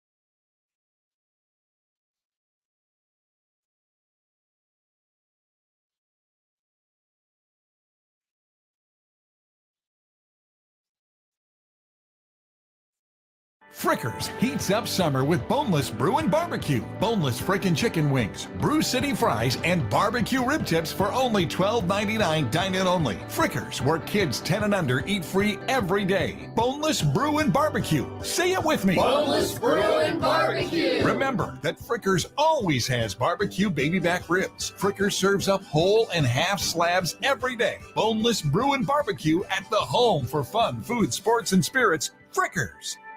Hi, this is Eddie Sorrell, Service Manager at Germain Honda of Beaver Creek, recipient of Honda's President's Award. When your vehicle needs service, we make it convenient. Open 6 days a week, including all day Saturday. We also welcome same-day appointments and walk-ins as well. Our technicians are factory trained, and we offer a new state-of-the-art facility, clean waiting rooms, loaner cars, and free alignment checks as well. Ask for the $99.95 alignment special. Germain Honda of Beaver Creek, Route 35, just east of 675 between Xenia and Beaver Creek. On Twitter, make sure to give us a follow. Search 1410 Kinner for Justin Kinner on Twitter. That's 1410 KINNER. And ESPN Dayton for the station Twitter handle.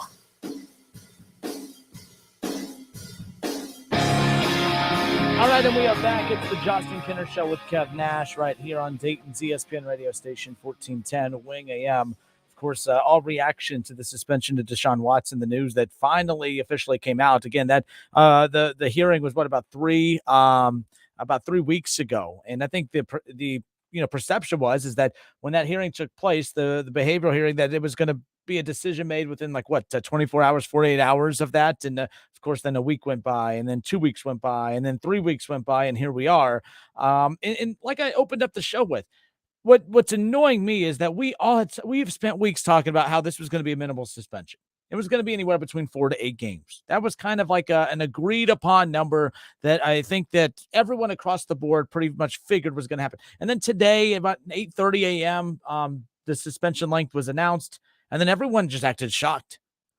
It's like we all knew it was going to be between 4 to 8 games, but then when we found out it was 6, we were just morally outraged. Again, no one should. I'm not saying that this shouldn't morally outrage anybody, but I'm just saying, we shouldn't be surprised. Everyone's acting shocked as if, oh my God, 6 games? Who would have saw that coming? Well, anyone that's been paying attention for the last 3 weeks. I don't know how the final decision got out. They try to make it sound like Deshaun Watson's camp was going to find out this morning what the suspension length was, but yet the Players Association released a statement late last night that, hey, by the way, we're going to find out what the suspension like this tomorrow, but we really appreciate Sue Robinson, Judge Sue Robinson. We appreciate her. And you know what? Because of all her hard work, we're not going to appeal her decision. It's because you knew what it was. And by the way, it was great PR on the Players Association side because they basically put the ball on the side in the court of the NFL saying, hey, we're not going to appeal it. We're fine with it. It was such a fair process. And now the NFL they're put in the spot to lose in the court of public perception because, if they fight this, although some are going to say good, they should fight it, he needs a longer suspension. There's going to be a lot of criticism that comes with the whole process of, well, what the hell was the point of getting a third-party arbitrator if you're just going to ignore what her findings and what her ruling is? Kev earlier said, well, Roger Goodell, he's always been the judge, jury, and executioner. Judge, jury, executioner. This takes the decision out of his hands now. Well, no, not really, because he may not be the judge or the jury anymore, but he's pretty much the executioner. And we're going to find out that he has 3 days to decide, unless while I'm on the air, all of a sudden it's been announced, and I haven't come across that. It's going to really come down to whether or not the NFL decides to appeal, which could then open up a whole other can of worms as far as in the middle of court having to defend their punishments, if you will, for the likes of Daniel Snyder, or the lack of punishment, if you will, the lack of punishment, if no punishment at all, for Jerry Jones, Robert Kraft. These guys all got off, with nothing. It drives me crazy.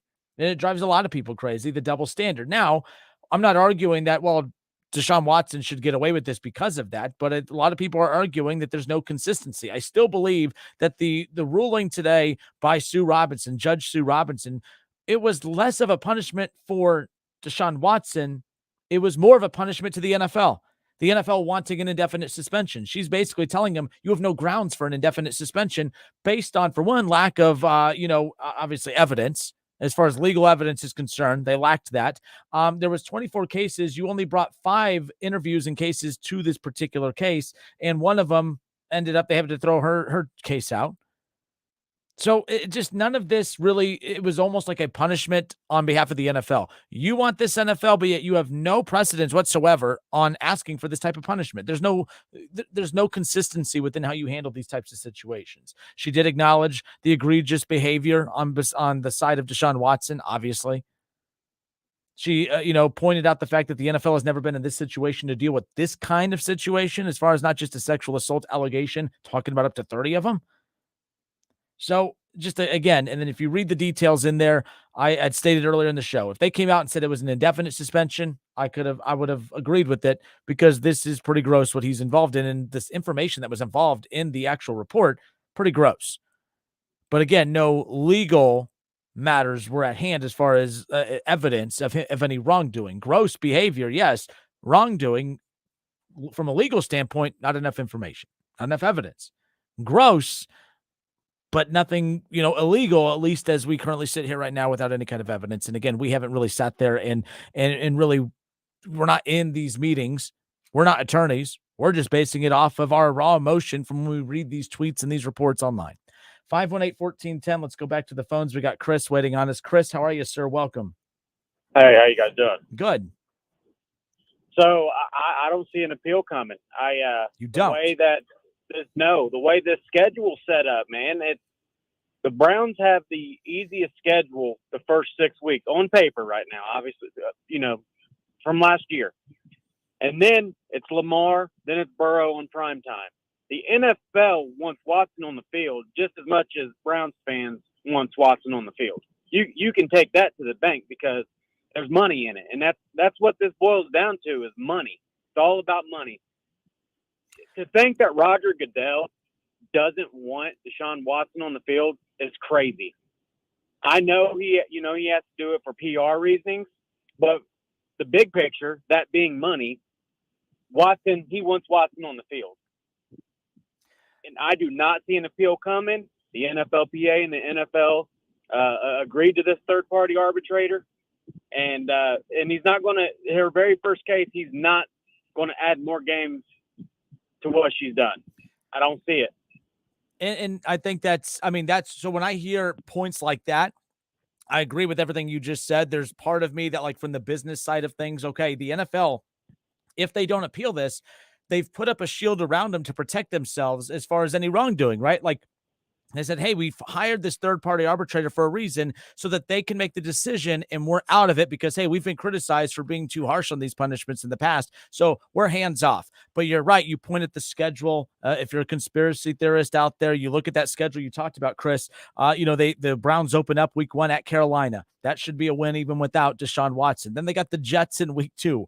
The Steelers, who they draft a quarterback in Kenny Pickett, but it looks like Mason Rudolph's winning the quarterback battle right now. That tells you how well things are going in Pittsburgh. They're at the Falcons week 4. Chargers, not a great game. The Patriots, a winnable game. They could theoretically be 3-3 heading into the debut of Deshaun Watson. And then they have that big win with Baltimore, as you talked about, Chris. And then, of course, the big showdown with the Bengals and Joe Burrow in week 8. So, yes, it does open it up to a very interesting layout from the schedule as far as if you're reading the tea leaves, if you will. The NFL is going to say, hey, we tried. We wanted a year. We wanted an indefinite suspension. We were willing to go down to 12, but they were never going to go down to 8. They were never going to go down to 6 for PR reasons. And now they're going to say, we tried, but we're not going to go off of what Sue Robinson wanted. They're not going to do it. And for Browns fans, I'm a Browns fan. Bengals fans, this was their worst case scenario. They know Daddy's home. They know that Deshaun Watson is the best quarterback in the division. Go Browns. Chris, thank you, man. Let's get that, Kev. We'll tag you back in here and see.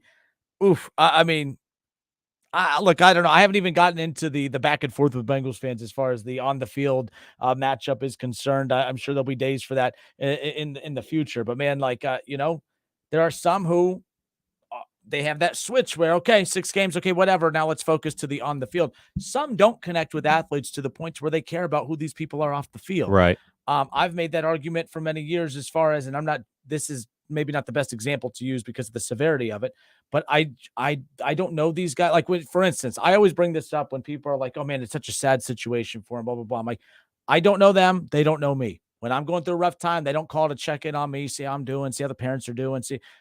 So I'm not saying I don't care if something bad happens to them, but I don't know them like that. I don't emotionally connect to them like that. They are just there for my entertainment. And I know people don't like when fans word things like that because it has a very weird connotation to it. But it's the same thing when I watch a movie. If the actors on TV, they're just there for my entertainment. I am there to watch a movie and be entertained by them. I don't care about political beliefs. I don't care about that. Waters have been murky over the last 5 or 6 years, of course, as far as how that now plays a role in what movies we watch and what comedians we watch and what shows we watch and listen to and all that fun stuff. But there are some fans who, when it comes to this situation, Kev, it's just strictly football. Okay, Deshaun, he's out for 6 weeks. Cool. Week 7, Baltimore. I'm tuning in. Yeah. Some people can turn that switch on and off. I tend to be able to turn it on and off in a lot of situations. Like, for instance, Kanye West. Like, I think Kanye West has severe mental issues and everything like that. My brother, on the other hand, he has completely cut him off, like to the point where he like has a line of demarcation where he doesn't listen to any albums after certain date, where he kind of like went off the rails. Like, I don't listen. He doesn't listen to that type of stuff. Me, on the other hand, hey, if Kanye West makes a song that I like, I'll listen to it. Kanye West drops some sneakers I like, I buy them. Do I like any of the things that Kanye West is saying? Most of the time, no. But it's, entertainment. It's fashion. Like, it's just, I kind of like jump in and out. And obviously, everybody has their point where, like, all right, the point of no return type of situation. Like, whoa, that's way off base. Like R. Kelly. Like, nobody rocks with R. Kelly anymore because what he did is too far gone. Where, so we have people 5 radio have stations here. We had to pull music off of the stations because of backlash. Like, to us, we're just playing music, but no, there's that emotional connection to a song that is to that artist, and that artist is involved in this, and we can't support that. We've seen it in the entertainment music side of things too in our building. So. Yeah. So I've seen it from every which way. So some people, like, I was talking to my pops about this, and he was like, "Look, man, if he give me a Super Bowl, it's all good, but he better give me a Super Bowl to put me through this type of stuff. Have to deal with me and my brother who are Steelers fans, and then have to deal with some of my cousins are Bengals fans and everything like that. Like, yo, if you win a Super Bowl, fine. But if not, I'm going to be even madder. You know what I'm saying? And then we got people like my grandmother who are totally checked out. Like, she's just like, I just can't. So 518-1410. So we've heard from Charlie, Chuck, and Chris. If your name starts with C, you're allowed to call in today. But Chris just called in and voiced his opinion that he does not see the NFL appealing this. Chris, who one of our listeners just called in and said he does not feel like the NFL is going to appeal this because look at the schedule almost lined up, almost like the schedule almost in a very weird way tells you that the NFL figured this was going to happen. Now, I don't know the scheduling model for the NFL. I don't know who in the NFL gets to dictate the schedule and who put it together for the Browns. But the conspiracy theorists out there say, and Kev, it is kind of strange. Let me be honest. The Browns always have a stupid schedule, and it's always stupid tough to start. Like last year, opening up against Kansas City, the Browns had the best season ever since returning to Cleveland the year before. They win a playoff game. They had a chance to advance to the AFC title game by nearly beating the Chiefs in that divisional round game. And then they get rewarded with, you're going to be, you have to face Baltimore early. You have to face Kansas City early. You got the Steelers. Like, they just got thrown out.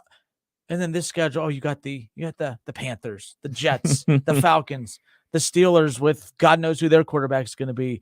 I'm going to be the quarterback. It's a very friendly schedule. And then ironically enough, it's not just the light schedule to start, but, you get Deshaun Watson back week 7. On the road at Baltimore. And then, your very first home game in Cleveland, the Ohio rival now that is the Cincinnati Bengals, Joe Burrow against Deshaun Watson. The last caller, Chris, he says, hey, look at that schedule. The NFL's, they've told you months ago, we know what the suspension is going to be. Here's the schedule. This is money. Lamar versus Deshaun, Burrow versus Deshaun, his first 2 games back his first 2 games ever playing as a Brown for Cleveland. I don't know. Maybe he's on to something there. He doesn't think that they're going to appeal. I'm on the other side, man. I don't think there's any conspiracy theories going on. What people have to realize is the schedule is going to be the schedule. It's already made. And furthermore, like, your extra opponents is based off of where you finish in the division. And the Browns finish what? It's not the extra opponents. It's the where they were placed. Yeah. How they're stacked. You mean to tell me? I mean, their schedule's brutal. So the back NFL knew Baker Mayfield was going to the Carolina Panthers. I mean, if there's any team out there that has the most storyline filled schedule, it's the Cleveland Browns. Oh, for sure. Week 1, For Baker sure. Mayfield against the Browns. Then you got a weak ass schedule for the first month. Look, the Chargers, that's a tough opponent in week 5. I'll be at that game. I was really hoping that for just to, whatever. But then the Patriots in week 6, and then boom, at Baltimore, at Baltimore, and then at home against the Bengals. Yeah, I know what you're saying. Like the schedule, like your non-conference opponents are basically already laid out heading in based on the previous season, but it's not about when they opponents. play. It's when they play, not who they play, but when they play them. It's been laid out pretty friendly for them. Hey, man, look, it's the luck of the draw. And guess what? If they go 0-6, ain't nobody gonna be talking about, oh man, this schedule was super easy. They're gonna be like, this was hard as all get out. Look at the Panthers. Look at Baker. Look at that defense for the Carolina Panthers, man. And this is the NFL too, man. We've seen it. We've seen it last year. We've seen the Bengals go from worst to almost first. It happens all the time. So we're looking at whoever they're gonna play and like, oh man, that's a win. That's a win. We do this. We do the schedule game all the time. We did this with the Bengals last year, where like there were 3-2 or whatever, and then they had the Jets, and then they played somebody else. They were 5-2. Yeah, they were 5-2, and they're like, oh man, they're about to be 6-2 after the Jets, and the Jets got them. This is the NFL. Well, it doesn't matter because the bottom line is, last year happened because a lot of teams got injured and a lot of teams got COVID. God, I mean, the there Bengals he caught is. every luck right There he that is. they You could thought get. he was gone? I'm just Thought he was saying. gone. He's back. Is luck on their side? Back-to-back season? I don't know. How's Lyle Collins doing? Joe Burrow didn't look too healthy today, just limping around on that old gator after that surgery. I'm just saying. No, but 518-1410. 518-1410. Do you believe that the NFL will appeal the 6-game suspension and no fine, by the way, handed down by the third-party arbitrator, Sue Robinson? 518-1410. We've heard from Chuck. We've heard from Charlie. We've heard from Chris. What other C names do we have out there? Corbin? Kyle. No. Kyle's with his K, ain't it? People get creative nowadays. Yeah. But, whatever. 518-1410. Connor. Yeah. Caleb.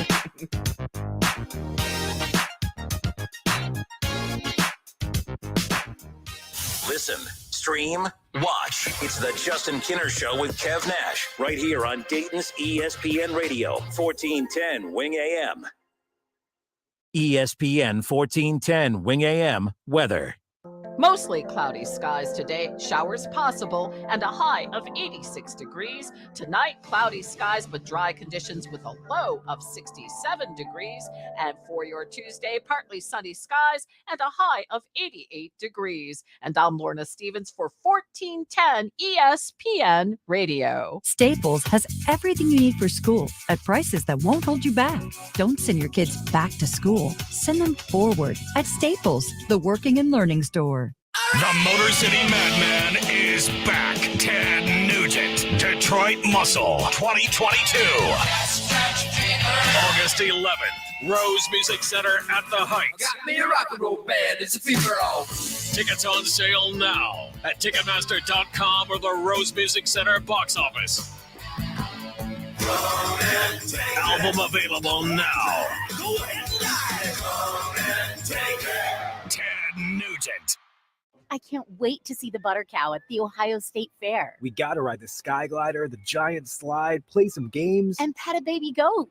Make memories that will last a lifetime at the Ohio State Fair, July 27th through August 7th, ohiostatefair.com. At the Montgomery County Veterans Service Commission, we help veterans and their dependents navigate the process of applying for benefits administered by the VA. We can assist with VA claims, pensions, and a variety of benefits, including emergency financial assistance, transportation, and legal services. If you are a veteran or a spouse of a veteran, a wide range of services may be available to you, always at no cost to the veteran.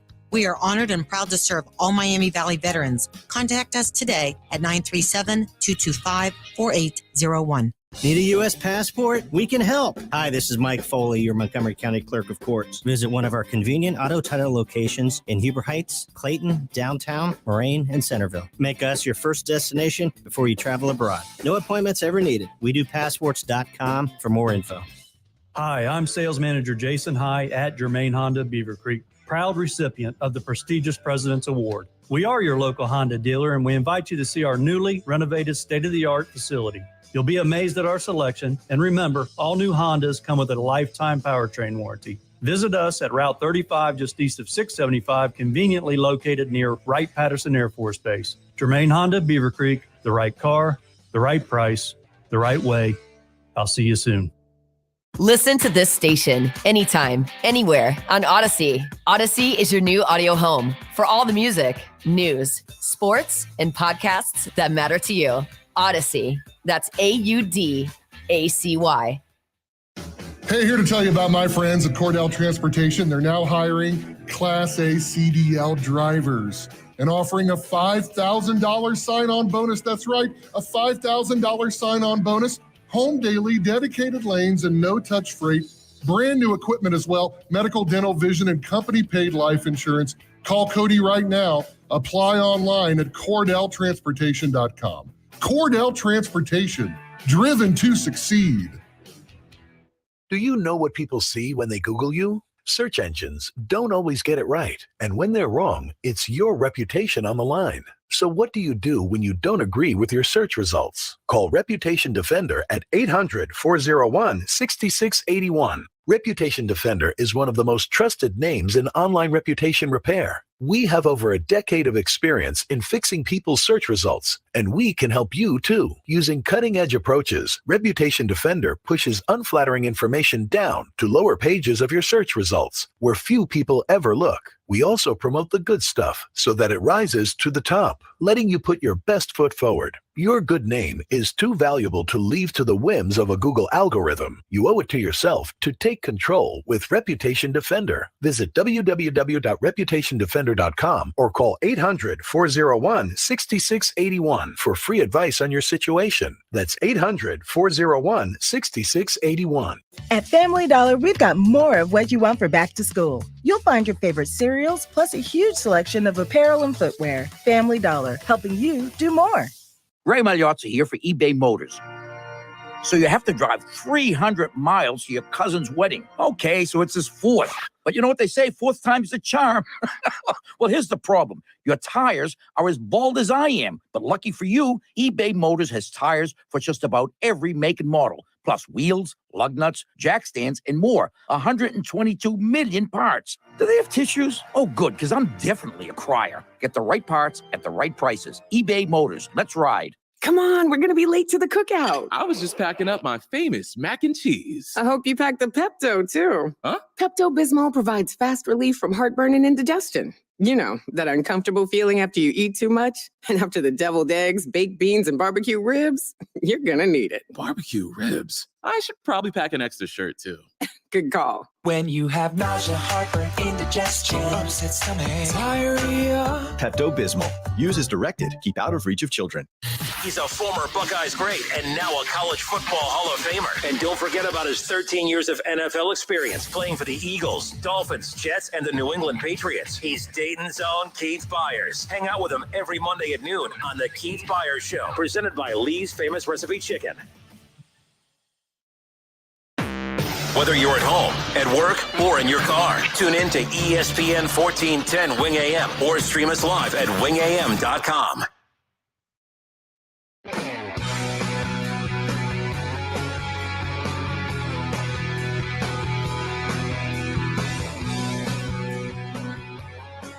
The Cincinnati Reds traded Luis Castillo late Friday night. In fact, we had the TBT on WING Red Scare. We were doing the games and got a text from Shay that the Reds finally pulled the trigger and they traded Luis Castillo to the Mariners. We'll talk about the fallout from the Reds' direction that they're going in right now, trading away Luis Castillo and the haul that they got back. If you want to compare the haul that they got for him versus what they got for Johnny Cueto, the Reds farm system, which was already really, really solid, now is arguably top 5 in baseball after the haul that they just got for Luis Castillo and Tyler Mahle, who right now it sounds like the Reds are kind of back and forth on whether or not they're going to either, extend him or look to, take advantage of the urgency that could be out there in the trade market. If they can find a way to get a couple other top names, whether it be, position players or pitchers, the Reds arguably even right now have a top 5 system in baseball. So that bodes well. I'll talk about that, what that means for the Dragons. and how far out the Reds are from competing. But this is as healthy of a system that the Reds have had in quite some time. The system has not been very healthy for the last 10 years. In fact, you know, the last time it was healthy, it's when they had the Bruces of the world and the Phillips of the world and guys like that were coming up. And we saw that led to a very successful run for the Reds. Obviously, it didn't lead to a lot of wins in the postseason, but at the end of the day, it got them to the postseason, and they won the NL Central, and they were competitive, and they were fun to watch. And I think that the Reds are in position now for the first time in over 10 years to get back to that type of expectations. Who knows what's going to happen? I know that the front office does not deserve our trust right now. But all you can do as fans is sit here and look at the pieces that they get back in return. You could be negative and not be excited about it, or at least at least be optimistic about what the strong system now means for the Reds moving forward as far as expectations. Rebuilds suck, I get it. But you know what has not sucked? It has not sucked at all watching how great Nick Lodolo has really been this year. I mean, he had some injuries early on, but look what he's done the last couple of starts. He's been fantastic. He was great again over the weekend. He was great at home last week when the Reds beat up on the Marlins a little bit. They start another series with the Marlins tonight. The Reds they were able to surpass the Pirates. The Cubs keep unloading as well. I mean, when it's all said and done, the Reds, who are a very bad baseball team, they might finish third in the NL Central, which means nothing. But, we've seen better teams finish lower than that in that tough division. Not as tough this year, but we'll dive more into what that means for the Reds coming up here just around the corner. But right now, and some guy on Facebook says, like, that's the best trade that the front office has ever made on paper. On paper, yes, this looks very, very promising. And I think it's because, and look, the Reds gutted the Mariners farm system. We'll go in more detail as far as who these players are, who they were in the Mariners system and where they stack up in the Reds system right now. The Reds may not be done. Tyler Mahle, they're going to get a nice haul for him if they decide to move on from him. I said Tyler Mahle earlier as far as the Reds looking to potentially extend him. I said Tyler Mahle. I meant Brandon Drury. Drury is a guy that they got in the offseason. And has turned into a power hitter. I think he has 20 home runs on the season. I mean, the guy has just been money. The Reds won yesterday because of his power bat. Now the Reds, you could take advantage of the fact that he is a young hot hitter right now, a power hitter. Team can use a young bat like that. That may not cost a ton to get to, especially heading into the postseason months. But at the same time, do the Reds have a potential star on their hands that they may have accidentally come across? That's going to be the big decision that they have to make. But if the Reds decided to move on from every piece imaginable, like Tommy Pham, if they move on from Drury, if they move on from guys like this and get a nice haul in return, and to continue to add to the very deep farm system that they now have, I'm not against it. The thing is, the Reds are not half-assing the rebuild now. And I think that where they're at right now within this rebuild, they are 1,000,000% better starting this rebuild than where they were the last time they started the rebuild. The last time they started the rebuild, if you guys remember, they started the rebuild and they had nothing in the farm system. So you were basically trying to not just replenish the farm system, you were just trying to find something to give you hope for the future. Remember when they moved on from Brandon Phillips and obviously Jay Bruce and Chapman and Frazier and all those guys? Like, there was no one coming up in the system that we were excited about. We got excited about getting Finnegan as one of the pieces in the trade for the Johnny Cueto, who had pitched in the World Series and was great in college, and then he fizzled out very, very fast. Jesse Winker was a name that we were looking forward to, but Jesse Winker, he had that breakout year last year. It lasted for, do you guys realize he was only dominant for maybe 2.5 months, 3.5 months for the Reds last year? He has not been good for the Mariners this year. He was not good for the Reds in the back half of last year. Jesse Winker, the Reds were able to get a nice haul for him for basically 3.5 months of dominant play, and he has not looked like that since. We ripped the Reds for that move, but all of a sudden it looks like they may have been able to dodge a bullet there. And again, we'll talk about the pieces they got in return coming up here later on in the show. We're more in detail as far as who the prospects are, what it means for the Reds. But when you look at where they're at now with this rebuild, they're rebuilding, folks, and they have Nick Lodolo and Hunter Green as young emerging stars. They're already ahead of the game from where they were the last time they started the rebuild in 2014. They had nobody the last time they started this. They had Amir Garrett, remember they had Amir Garrett. Remember they had, obviously, Cody Reed, and they got a lot of guys like that they got in return. But they were just hoping that they'd pan out. But this seems to be much different. They're bringing in top prospects to build around the likes of Hunter Green and Nick Lodolo, Graham Ashcraft, to build around on the position player standpoint of what they're doing, of course, with once again, you look at what the NL Rookie of the Year last year did, and Jonathan India and Tyler Stevenson, and maybe Brandon Drury. Drury's been fantastic. I didn't really buy into Drury for the longest time, but the fact that he was hot in the first half of the season and he's picked up right where he left off in the second half, that's called consistency. You don't see that a lot with some of these Reds prospects, and that's what they're getting out of him. I'm a big fan of what he's been able to do and what he's been able to bring to the table for the Reds. But 518-1410, 518-1410, how do you guys feel right now about what the Reds were able to do with Johnny Cueto? I'm a big fan of what they were able to do. Not Johnny Cueto, I'm sorry. I have Johnny Cueto written down in my notes. Luis Castillo, comparing it to the haul that they got, or lack of a haul that they got for Johnny Cueto, because they waited too long to trade him last time. That's not the case as far as we're concerned. Kev Nash back with us here in studio. We'll step away for a few minutes. 518-1410. More reaction to the Reds trading. I about did it freaking again. Luis Castillo. The only thing that they have in common is they're both no longer Cincinnati Reds. We'll be back in a moment.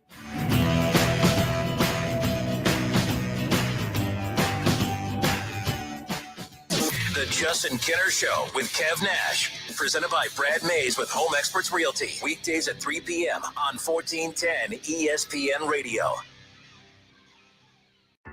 Looking for dippable chicken that's done right? Just stop by Lee's Famous Recipe Chicken for the 10-piece strips meal at a great price. You'll get 10 premium chicken tenderloins that are freshly marinated, honey-dipped, hand-breaded, and cooked to crispy perfection, along with 2 of our large sides, 5 fluffy biscuits, and 3 of your favorite dipping sauces. These are the best strips. No bones about it. Make your family and your wallet happy with a 10-piece strips meal, only at Lee's. Famous for chicken. If you need new roofing, siding, or gutters, skylights, or patio enclosures, if you're a homeowner or business and need someone you can trust, don't take a chance. Enhance with Lance. Lance Roofing and Siding in Fairborn has been satisfying customers since 1993 and hold an A+ rating with the Better Business Bureau. Lance Roofing and Siding, 8460 Dayton Springfield Road in Fairborn. Call for a free estimate at 864-2722. That's 864-2722 or online at lanceroofing.com. Cordell Transportation is now hiring Class A CDL drivers with a $5,000 sign-on bonus. Home daily dedicated lanes, no-touch freight, new equipment. Call Cody. Apply online at CordellTransportation.com. Cordell Transportation, driven to succeed.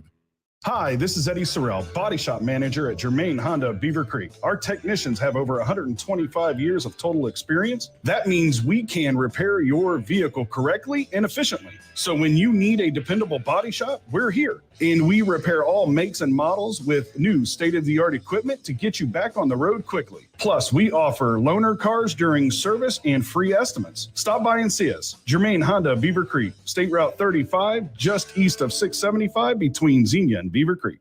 People who call QC Kinetics are pretty much fed up with joint pain. It's to the point where it's affecting their quality of life. Maybe they can't pick up their grandchildren anymore, or golf, or play tennis, or walk with their friends. Dr. Justin Garzone, Medical Director at QC Kinetics, the nation's leader in regenerative medicine, giving lasting joint pain relief with no drugs, no steroids, and no surgery. The great thing about our therapies, there isn't any downtime. There's no side effects, so patients can get our treatment and continue on with their day-to-day life. And Dr. Garzone speaks from experience. He had excruciating back pain and got relief at a QC Kinetics clinic. Over a very short period of time, the pain went away completely, and I've had absolutely no symptoms or pain since my treatment. Call QC Kinetics now for your free consultation. Call QC Kinetics, 937-936-0325. That's 937-936-0325. 937-936-0325. Someday it may happen to you. OVI, DUI, criminal, even divorce custody. And when it does, the one thing you're going to need is legal advice. Someone who can help. The Cordalis Law Office is here to help you with multiple areas of focus. Attorney Carl Cordalis and his team have you covered. The Cordalis Law Office. Experience, integrity, reliability. Visit cordalis-law.com for more info or give them a call today, 937-224-1212, to hear how they can help you.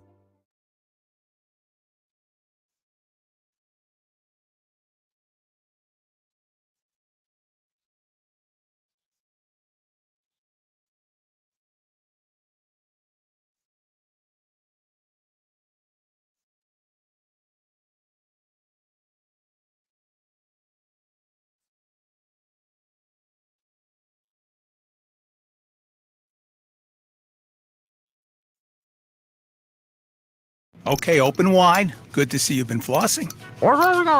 What's on your chest? Oh, that's just my lentil soup. It was supposed to be here an hour ago. I'll say it's unprofessional. We should have ordered through Easy Cater. Food shows up on time as ordered.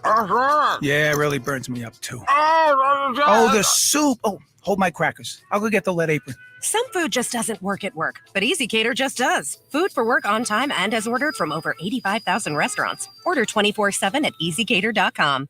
The biannual blowout is just a week away, and we've got a lot of work to do. Keenan's Rug Emporium is rolling out a Labor Day bonanza. That flatweed shipment coming in. He needs 10 new sales associates as the crowds loom large. Someone run a stock check on all the Moroccan 8x10s? Indeed can help him hire great people fast. I need Indeed. Indeed you do. We instantly connect you with quality candidates whose resumes on Indeed match your job description. Visit Indeed.com/credit and get $75 towards your first sponsored job. Terms and conditions apply. Hey everybody, it's Stephen A. Smith, and everyone knows my feelings on Cowboys fans. But really, Justin Kenner, you're a Cowboys fan and a Browns fan? Good Lord have mercy. I don't know what the hell to do with y'all. I really don't. It's the Justin Kenner Show with Kev Nash. Weekdays from 3 to 6 p.m. on 1410 ESPN Radio. The Cincinnati Reds are going to be in action coming up here later on tonight. 6:40, the first pitch. 6:10 coverage begins right here on Dayton's home of the Cincinnati Reds, 1410 WING. We welcome you in again. It's the Justin Kenner Show with Kev Nash. 518-1410. That's the number to call and jump in on the conversation. Reds Marlins, game 1 of 3 starts tonight. Off night on Thursday, and then 3 more on the road against the Brewers, of course, and then 3 in New York at the Mets. And then they have the Field of Dreams game coming up on the 11th, a week from this Thursday. So it's pretty exciting. I'm looking forward to that Field of Dreams game. The Reds, with their recent winning ways, if you will, again, they're not making any playoff surprises or anything along those lines, but they're no longer in last. Those are the weird things that we as fans of losing franchises celebrate. Hey, we're not in last place, that there's someone who has it worse than us. And hey, I'm like that in life. Every time I think that, hey, I'm having a bad day, I always know there's someone out there having a worse day than me. I try to, do that little game to make myself feel better. That's how we really are as sports fans, as Reds fans especially. Hey, every time we think we have it bad as Reds fans, just remember there's someone out there who has it worse than us, and that's the Pirates. The Pirates, every time we think we have it bad, look at the team below us in the standings. This is Pirates. The Pirates are a complete blank show. They never show any improvement with their rebuild. The Reds right now, I don't compliment this franchise often, and they don't deserve a lot of compliments after kind of the crap show that was the April start to the season, of course, with the Castellini comments of where are they going to go and be careful what you ask for and blah, blah, blah, blah, blah. I know, look, we don't have to really compliment them, but you know who we can give compliments to? Nick Krall. The general manager who really was kind of dealt a bad hand as far as being put in a position to not sustain the roster that had some weapons on it, but to basically tear it down and get some prospects back in return. Nick Krall, he was the punching bag. Met Nick Krall. He's been on the show before, especially during Reds Fest in the Caravan. I like him, and he's done a fantastic job. And I haven't always felt that way at first. I just felt like, he was a little too analytical, that, he's made a lot of dicey moves. Back when they had, was it Dick Williams? Dick Williams would only take credit when they would acquire, when they were able to get Sonny Gray, there was Dick Williams cheesing away. When they got Trevor Bauer, Dick Williams cheesing away. You know what I mean? Like when they did good things, it was always Dick Williams, right? But then when it was time to, they couldn't keep Bauer, guess who had to face the media? Nick Krall. Nick Krall, I'm a big fan of because he's been able to take the punches as they come, but you know what? He's been kicking ass behind the scenes, and I think we got to give credit where credit's due. Obviously, the credit will come with the success on the field, but for right now, we got to just look at these trades for what they are, and what they are is what you get in return from a prospect perspective. The Cincinnati Reds on Friday night, the Reds announced a trade with the Seattle Mariners. They added talented prospects. They got out an infielder in Noelvi Marte. They did get Edwin Arroyo, another infielder, right-handed pitcher Levi Stout, right-handed pitcher Andrew Moore. They got four top prospects, in exchange for Luis Castillo. Now, for those of you who are impatient with the ongoing rebuild for the Reds and that constant being told to be optimistic about the future, we just want the future to be now, and I get that. But let's rewind back to the last rebuild, as we talked about in the previous segment. This team is head and shoulders better now, starting this rebuild than what they were when they started the last rebuild. When they started the last rebuild, they had no prospects to really get really excited about. You had Jesse Winker, obviously Nick Senzel. But look, there was a lot of excitement about Nick Senzel, and although he's been solid at times, he hasn't brought that excitement to the table that we've already seen from Tyler Stevenson and Jonathan India. We see it right away. Hunter Green, Nick Lodolo. We've seen more from them in the first 4 months of this season than we ever did from Amir Garrett as a starter, than we ever did, of course, from from Iglesias. Remember when they tried to make him a starter when he came in? Iglesias, they tried to make be a starter, didn't work out. Had one great year in the bullpen, but then after that was just serving up home runs left and right, right? Like, Cody Reed, same thing, never panned out, but he started out, as a starter. This is much different. The Reds are a lot further along than where they were the last time the rebuild started. Now, a couple of the prospects, let's talk about, of course, Noelvi Marte, the infielder that they got as one of the 4, of course, for Luis Castillo, as well as, Edwin Arroyo and Stout, by the way. 3 of the 4, they're rated by MLB.com as the 1st, 3rd, and 5th best prospects in Seattle's organization. And by the way, Seattle had a top 5 farm system in baseball. And that a lot of that is based on who are your top 10 prospects, and they're top heavy. And guess what? The Reds took 3 of the top 5 prospects from the Mariners. I would say that's quite the haul. And let's be honest, as much as we like Luis Castillo and as great as he's been this season, Luis Castillo traditionally has been a very slow starter. It usually takes him until we get to the warmer months, like in the middle of June and July, before he really starts pitching well. The Reds, they never got it. I can't think of one full season that the Reds got from Luis Castillo where he was great from start to finish. So the Reds took a guy that has shown signs of greatness. And by the way, he's been great. This is no disrespect to Luis Castillo, because had the Reds decided to keep him, I would have been ecstatic. Don't get me wrong. But the fact that they took a guy that technically has had no playoff success, basically no playoff appearances to begin with, right? No playoff success, no high leverage games. Can you think what are some of the biggest games that he's pitched in? Let's be honest. We don't know who he is when the lights get bright. The Reds never put him in that position. They took him and they turned him in to 3 of the top 5 prospects in the Mariners farm system. They are rated by Baseball America, the Mariners 1st, 2nd, and 5th best prospect. That's pretty dang good. I said 5th, 10th, I'm sorry, but it doesn't matter. They got their 1st and 2nd. Their top 2 prospects. That's pretty good. Marte, he's 20 years old. He's rated by both MLB.com and Baseball America. Of course, the 1st, 3rd, and 5th best prospects, respectively, as we talked about in that organization. Marte is 20 years old, as I mentioned. He's the 18th best prospect in America as a whole. So again, the Reds I think they cleaned house. They did a pretty good job with this one. Arroyo, he's 18 years old. He's rated by Baseball America as a top 50 prospect in baseball. And you continue to go down the list. Stout, who's 24, he's probably he's probably the closest to being ready to be called up by the Reds. And you're probably going to see him come up in September. He was selected by the Mariners in the 3rd round back in 19 in the first-year player draft. His changeup last season, the pitcher, of course, has been rated as the best in Seattle's system. In his 2 professional seasons, Stout went 13-9, all right, in 33 starts. So, I like what the Reds did. We don't compliment their trades very often. I think they kicked ass with this one. I feel pretty good about it. So there's that. And Randy Bertholf on YouTube, he says that I am very happy with what we got in return. I just wonder if they want to keep at least a couple veteran pitchers to shepherd the rookies through a season. And Molly and mine are both on the trading block. I think right now the Reds, I think everyone except probably Votto, India, and Stevenson are all on the trading block. I think right now anybody, I think it's a free-for-all. I don't know if that's been reported, but I have a hard time believing that if there was a significant offer for anyone the Reds have left on this roster outside of their Tyler Stevenson, their Jonathan India, Votto's probably not going anywhere because of the no trade.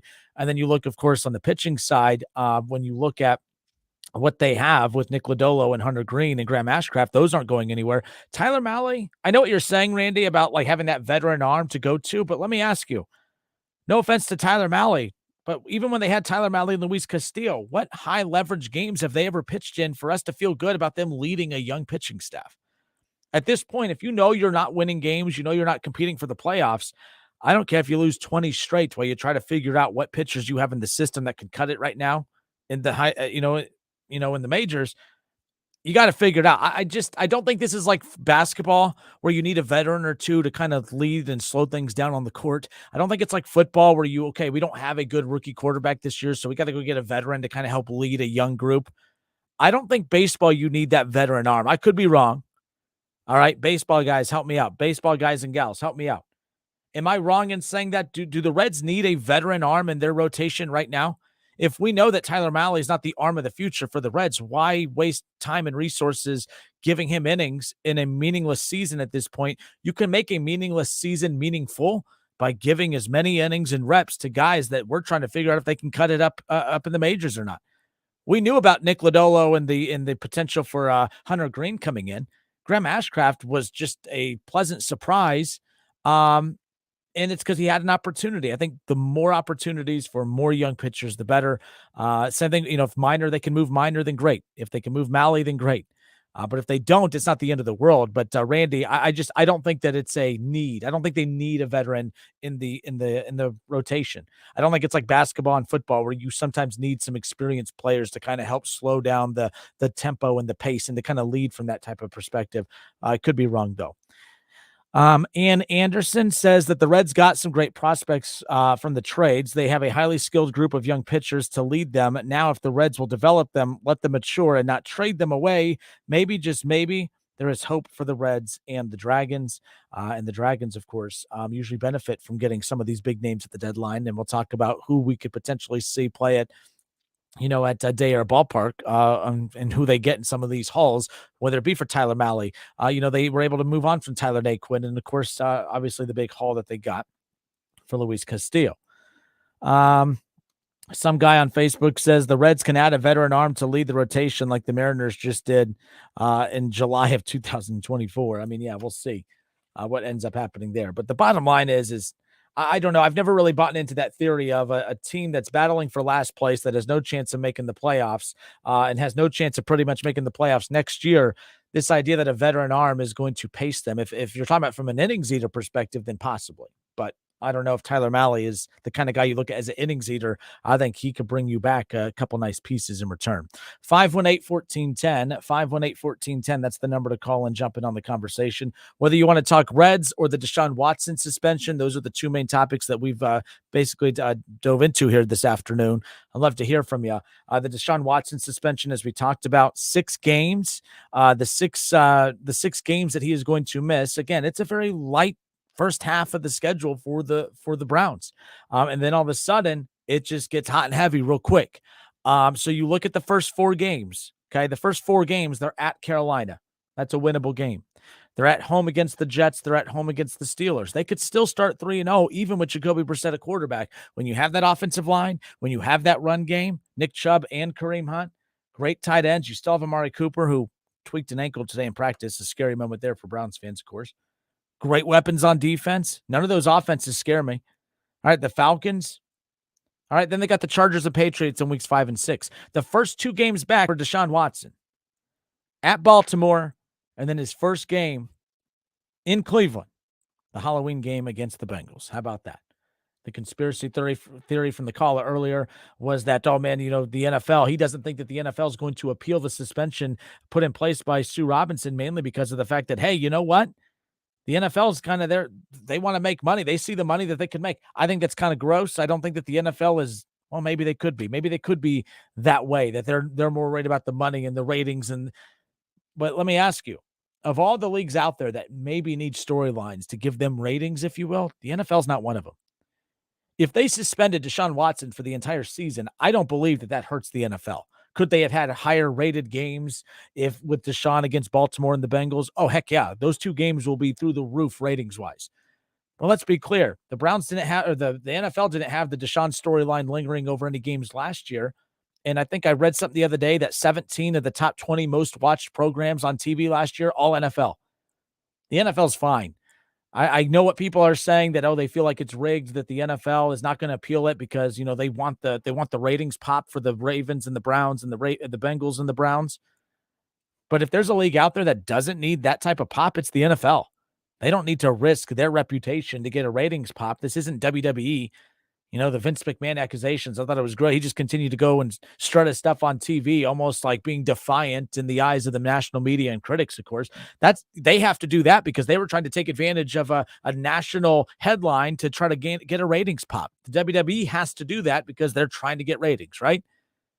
Major League Baseball, I'm not accusing them of doing something gross like that if they had a particular situation like this, but it would be justified from the standpoint of, well, I could see why they would want a ratings pop. That would be baseball doesn't have a lot of must-watch games from a national perspective. Same thing in the NBA, who's storyline driven. The NFL, trust me, there's enough storylines out there. They don't need this Deshaun Watson storyline to get a ratings pop. 17 of the top 20 most watched programs last year, all NFL games. And it'll be the same thing this year. And I don't think they need this Deshaun Watson storyline for a ratings pop. I think it's actually doing them more harm. If you read that report today from Sue L. Robinson, it's pretty damn gross. It's pretty gross. If they would have suspended him indefinitely, I would have supported it 1,000,000%. I think the guys, read that report. It's pretty gross. But again, 6-game suspension. He'll be out against Carolina, the Jets, the Steelers, the Falcons, Chargers, Patriots. His first 2 games back at Baltimore and at home against the Bengals. 518-1410. Let's go to Bob. Bob, how are you, sir? Welcome. Man, good to hear from you guys. You could tell football season's getting here. We've heard from a lot of our football friends. It's good to hear your voice, Bob. All right, man. I didn't want to come in negative, man, because I'm a very positive guy. Yep. Always positive. But I'm going to be a little negative because you ever heard of the old saying that, I see better than I hear? Well, that applies to what you were talking about with the Reds. Yep. With the Reds, I'm kind of like, wake me up when they start actually winning and being competitive and all that. And I know they got a lot of prospects, but, what does that actually mean? I'm not a paper guy or this guy's number 18, this guy's number 20. In baseball, out of all the sports, baseball, a lot of those guys pretty much don't pan out. And especially when those guys are like 18, 19 and so far away from getting to the majors. So I'm just not in.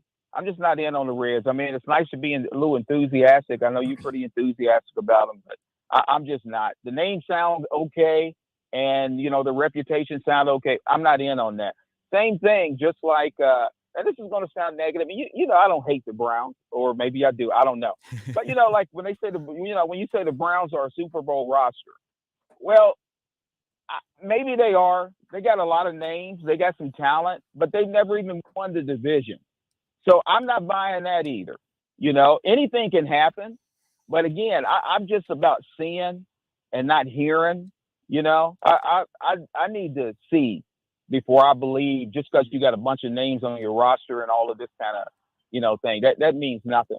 No, and I get that, but if you're going to talk about seeing, if you're seeing, you also got to see the circumstances. I think they will at least try to get him a couple of more games suspended. And the reason why, because when it comes to the NFL, it's not about whether or not you were guilty or not. It's about the shield. Did you embarrass the shield? And so from that aspect of it, I think you can kind of get around even what the judge said, because the judge, what is she looking at? She's looking at who's guilty, who's not guilty, whether the allegations may have some merit. But just the fact that, all of those women, and like you even mentioned, the allegations that went on, I think that they will try to, get a couple of more games out of him. I wouldn't be surprised if they actually tried to do that. No, and that's totally fine. But my big argument has always been, then what is the point of even having this third-party arbitration if you're just going to go and ignore what a actual retired federal judge who weighs in? So Roger Goodell knows more than she does? So you guys still there? Yeah, I just heard a weird echo. Luckily, I didn't drop you. Okay, but did you hear that question, for some though? reason, I can't hear you guys. Can you hear me now? Well, we'll just add that to the many phone issues that we have here at the old WING estate. So there's that. But Kev, I know you caught some of that coming in. That so we've heard from multiple callers today. Many believe that the NFL will not appeal it. If you're asking me, I kind of feel like they're going to try and appeal this. My big argument is this. And by the way, I would have this take if it was a situation with the team I don't like. If it was Kev's team, the Bengals, whoever, I would have this opinion no matter what. I think it would be wrong of the NFL to appeal this, because what in the heck was the point of having a third-party arbitrator involved if Roger Goodell is just going to come over and overrule what she says? An actual retired, decorated federal judge. Roger Goodell knows more than her. You get her involved, and then you're going to tell her, thanks, but I'm Roger Goodell. I know more than you. kick rocks, buddy. Like, this isn't about the Browns or Deshaun Watson. All I'm saying is why do this dog and pony show of trying to make everyone feel like, oh, we have a lot of people involved, or we're letting a third party take over, just if you're going to overrule it. But again, if he does do it, the players, you have only yourselves to blame. You agreed to it. And, I talked about the Kyler Murray situation last week. Kyler Murray, you don't get to complain about how bad this makes you look because you and your agent, you signed off on it. If you had a problem with how bad it made you look, you wouldn't have allowed that to be in your contract. Well, same thing here. So if the players come out and argue it, that's kind of on you because you agreed to it in the collective bargaining agreement. But my problem is, from an optics standpoint, from a fan perspective, Roger Goodell, you know more than a decorated, retired federal judge who's well-respected. You know more than her. What the hell was the point of going to her if that's the case? I want him to go to court. I want him to go back to it. I want him to try to come with a overruling because this is going out the owners too. So I'm rooting for it. I'm rooting for it all because if it's going to be on the table for one party, I want it on the table for all parties. So your reason is, so you're arguing it's probably not going to happen. Yeah, I don't think it's going to happen because they want to keep their dirty secrets. But I'm rooting for it. I want all the laundry out there. Hey, man, let's put it all out there. That's all I want. And just real quick on the Kyler Murray thing, what Kyler Murray, think of it like this. How many times do we download a new app on our phone and do you agree to blah, blah, blah, blah? Yeah, whatever, boom. Or you just bought a house. You read all those pages? Probably not. You believe what the great realtor said. You signed it and everything like that. Most people do that. Kyler Murray should be mad at the person that's supposed to be going through that contract with a fine-tooth comb. Yep. His agent. That's the guilty party. The agent is the guilty party. I mean, people want to be mad at the Cardinals. Hey, look, man, the Cardinals, whatever, man. They're a franchise. They're going to do these things. And if you as an agent aren't savvy enough to find that out or to take the time to read it and explain it to your client, that's his fault. Because like we talked about all the time, the agents work for the player and the player has to hold the agent accountable for what he's doing. Like if you're putting your trust into the agent to do his job, then they have to do their job. There's no way that Kyler Murray sat there and said, all right, let me read this contract, because guess what? Kyler Murray is not an agent or a lawyer, but guess who is? His agent. So his agent didn't do his job. So it wouldn't surprise me if Kyler Murray had a new agent this time next year. Yeah, and one of the weirder stories, and I talked about this last week. I said, first of all, I didn't even think it was that big of a deal of a clause. I mean, if you're not studying to the likes of which the team thinks you should be, and they want to include that in there, I don't find that insulting at all. I find the weight implications that are in there in some of these other contracts, like telling, some of these other professional athletes that, hey, don't be a fat ass. If you're a fat ass, you're not going to get paid. Like, I find that more insulting than I do telling a player, hey, can you do your job and watch some film, please? Can you just please? Come on now. Can you just do your job? I didn't find that insulting at all. I find the weight clauses in some of these contracts, a little strange in today's day and age, telling someone, hey, don't be fat. If you're fat, you don't get paid. I don't know.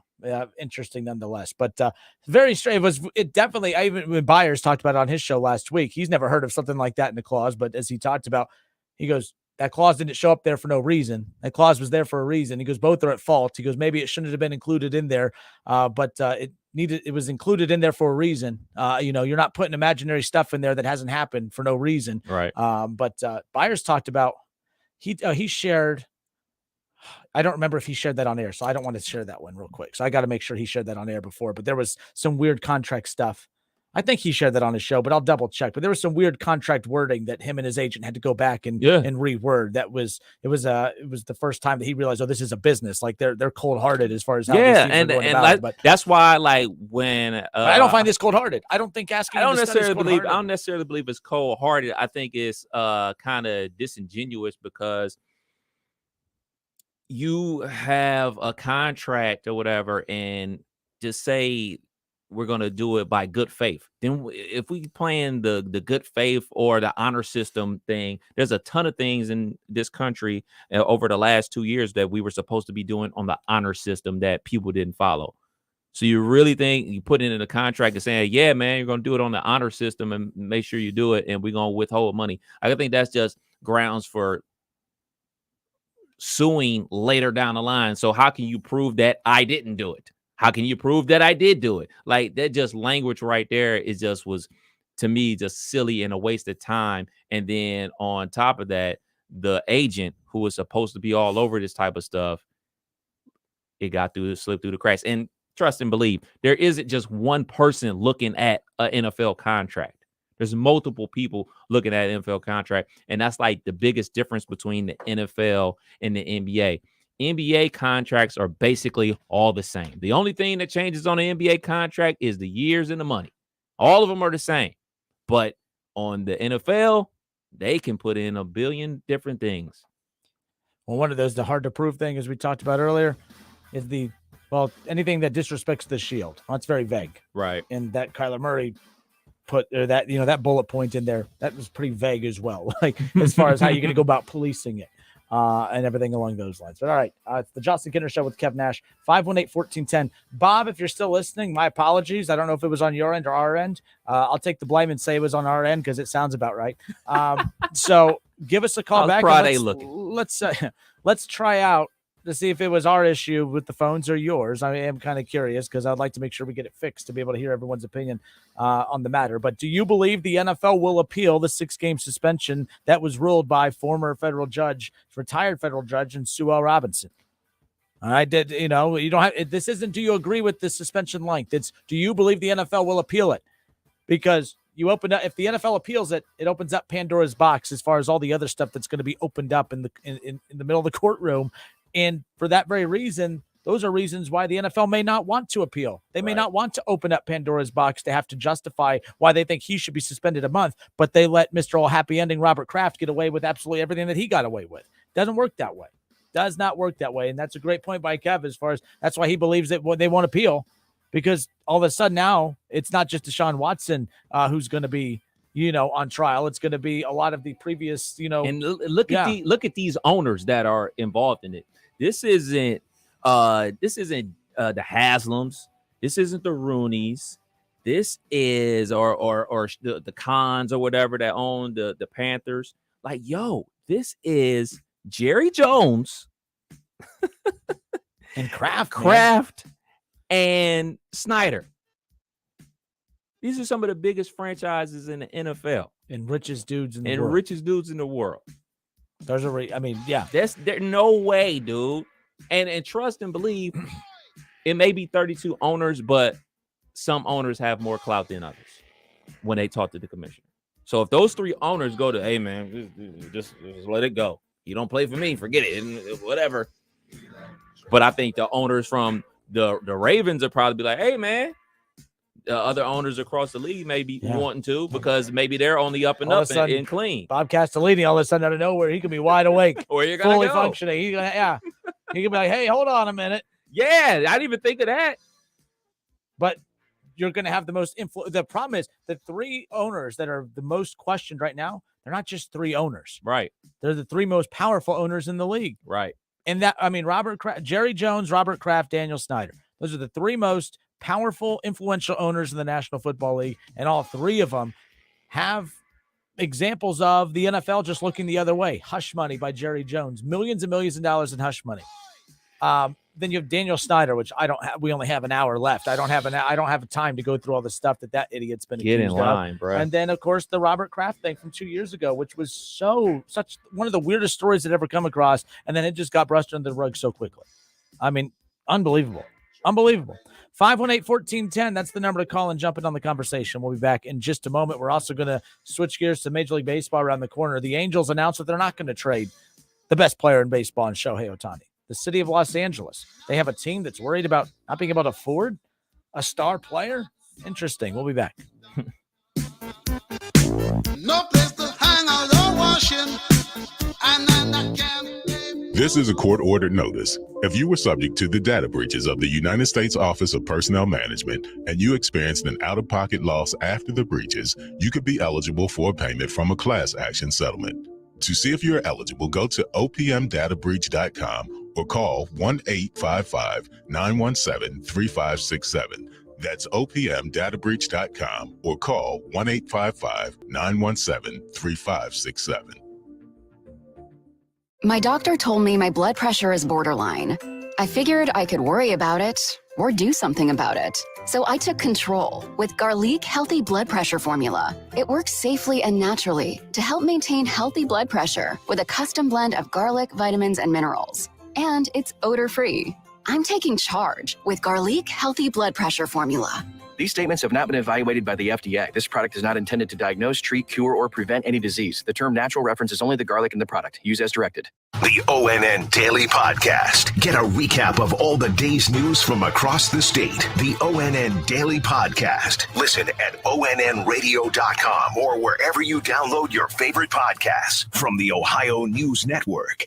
Staples stores are a new world of possible with innovative tools for small business and remote workers and learners. Explore more at your local Staples store or staplesconnect.com. Do you know what people see when they Google you? Search engines don't always get it right. And when they're wrong, it's your reputation on the line. So what do you do when you don't agree with your search results? Call Reputation Defender at 800-401-6681. Reputation Defender is one of the most trusted names in online reputation repair. We have over a decade of experience in fixing people's search results, and we can help you too. Using cutting-edge approaches, Reputation Defender pushes unflattering information down to lower pages of your search results, where few people ever look. We also promote the good stuff so that it rises to the top, letting you put your best foot forward. Your good name is too valuable to leave to the whims of a Google algorithm. You owe it to yourself to take control with Reputation Defender. Visit www.reputationdefender.com or call 800-401-6681 for free advice on your situation. That's 800-401-6681. Something you probably do know. Progressive can not only offer you a great price when you bundle home and auto, they offer you round-the-clock protection. Something you probably don't know, the average garage door is made up of 1.3 millimeter aluminum panels. Something you probably do know, your neighbor likes to tinker with his dirt bike. Something you probably don't know, a runaway dirt bike can take out your garage door and a good portion of your car bumper. Bundle your home and auto with Progressive and get more than a great price. Get round-the-clock protection. Something you know for the things you don't know. Coverage from Progressive Casualty Insurance Company, affiliates, and third-party insurers and subject to policy terms. Bundle discount not available in all states or situations. Finding great candidates to hire can be like, well, trying to find a needle in a haystack, but not with ZipRecruiter. Its powerful technology actively finds and invites qualified candidates to apply to your job. So while other companies might deliver a lot of hay, ZipRecruiter finds you the needle in the haystack. See why 4 out of 5 employers who post a job on ZipRecruiter get a quality candidate within the first day. Try ZipRecruiter for free at ZipRecruiter.com/free. That's ZipRecruiter.com/free. I wanted to know why some people who get COVID-19 get it so bad. I found out it may be because they have a high risk factor, such as heart disease, diabetes, being overweight, smoking, and asthma. Even if symptoms feel mild, these factors can increase your risk of COVID-19 turning severe. So if you're at high risk and test positive, there are things you can do, like asking your healthcare provider if an authorized oral treatment is right for you. Learn about an option at treatcovid19.com. This message is sponsored by Pfizer. Staples has everything for school at great prices. So this year you won't go back to school. You'll be ready to move forward and build that papier-mâché volcano. I am not cleaning this up. Ooh, yeah, I meant the kids. Staples will help them move forward. Right now, Crayola 24-count crayons and 4-ounce Elmer's glue are just 50 cents each, and 1-inch binders are only $1.99. Everything on your list at amazing prices. Staples, we're not going back. We're going forward to school. Ends 8/27 in store only, limit 30. Did you know that Masterforce has thousands of tools at Menards? Any tool you want, we have. There are hammers, drills, pliers, levels, wrenches, grinders, sanders, air compressors, nailers, workbenches, mowers, blowers, chainsaws, floor jacks, knee pads, work lights, fans. Whew. And that's just a taste. Want power, performance, durability? Come check out the wide range of products from Masterforce, exclusively at Menards. O'Reilly. When was the last time you changed your spark plugs? Replacing your spark plugs can restore the efficiency and performance of your vehicle. Stop by and get a $12 O'Reilly Auto Parts gift card after mail-in rebate when you purchase 4 or more select Iridium spark plugs. Get better performance with new spark plugs from your local O'Reilly Auto Parts store or O'ReillyAuto.com. O'Reilly Auto Parts. How do you make the most of your land? Shaw does it behind the wheel of a John Deere 1025R compact tractor. Shaw stands for skilled hands at work. And he lives up to the name as he uses his versatile tractor to make the earth take the shape that I wanted to take. And the Allens fire up their John Deere 3032E compact tractor to grow about 9 acres of flowers. Because the beauty of having land is deciding how to make it yours. There are millions of ways to make the most of your land. Learn how to make the most of yours at Deere.com. Nothing runs like a Deere. What do you want for dinner? I want state fair food. Corn dogs, turkey legs, funnel cakes, and deep fried buckeyes. Cheese on a stick, deep fried cookie dough, cream pie. Taste the flavors of the Ohio State Fair, July 27th through August 7th. OhioStateFair.com.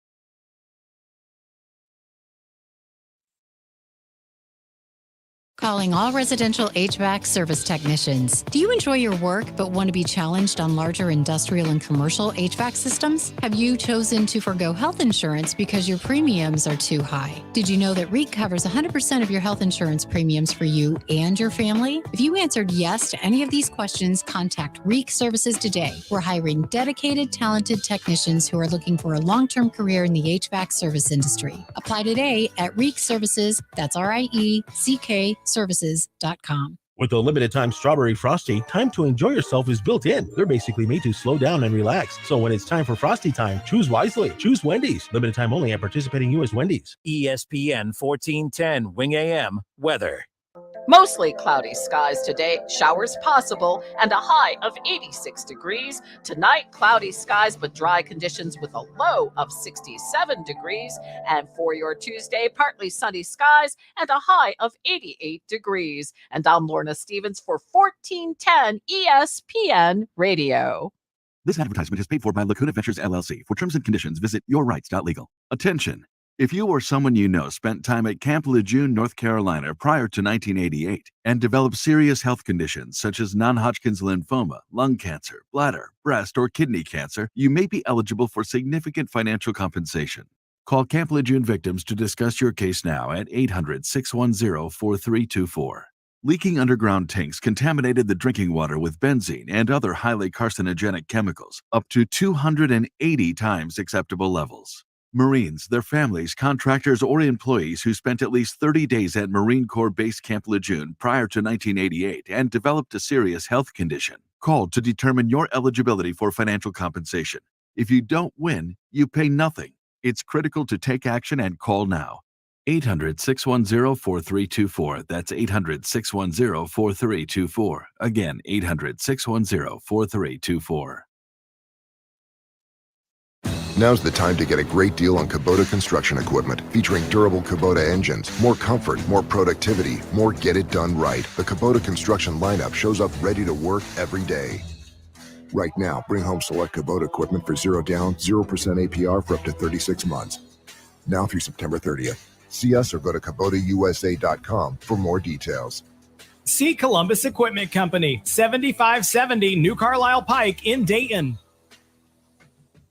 Many Vietnam War veterans were unknowingly exposed to dangerous chemicals impacting their health and quality of life. There are now expanded benefits for veterans exposed to Agent Orange. Veterans with Parkinsonism, bladder cancer, or hypothyroidism who previously applied for VA disability compensation but were denied should reapply and might be eligible for retroactive compensation. Exposed veterans who have not yet applied should consider filing a new claim. For assistance, call Montgomery County Veterans Service Commission at 937-225-4801.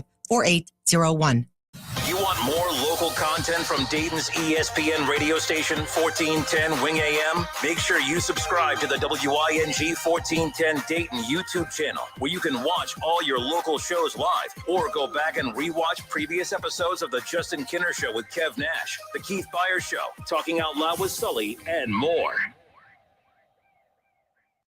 All sports, all the time. This is 1410 ESPN Radio.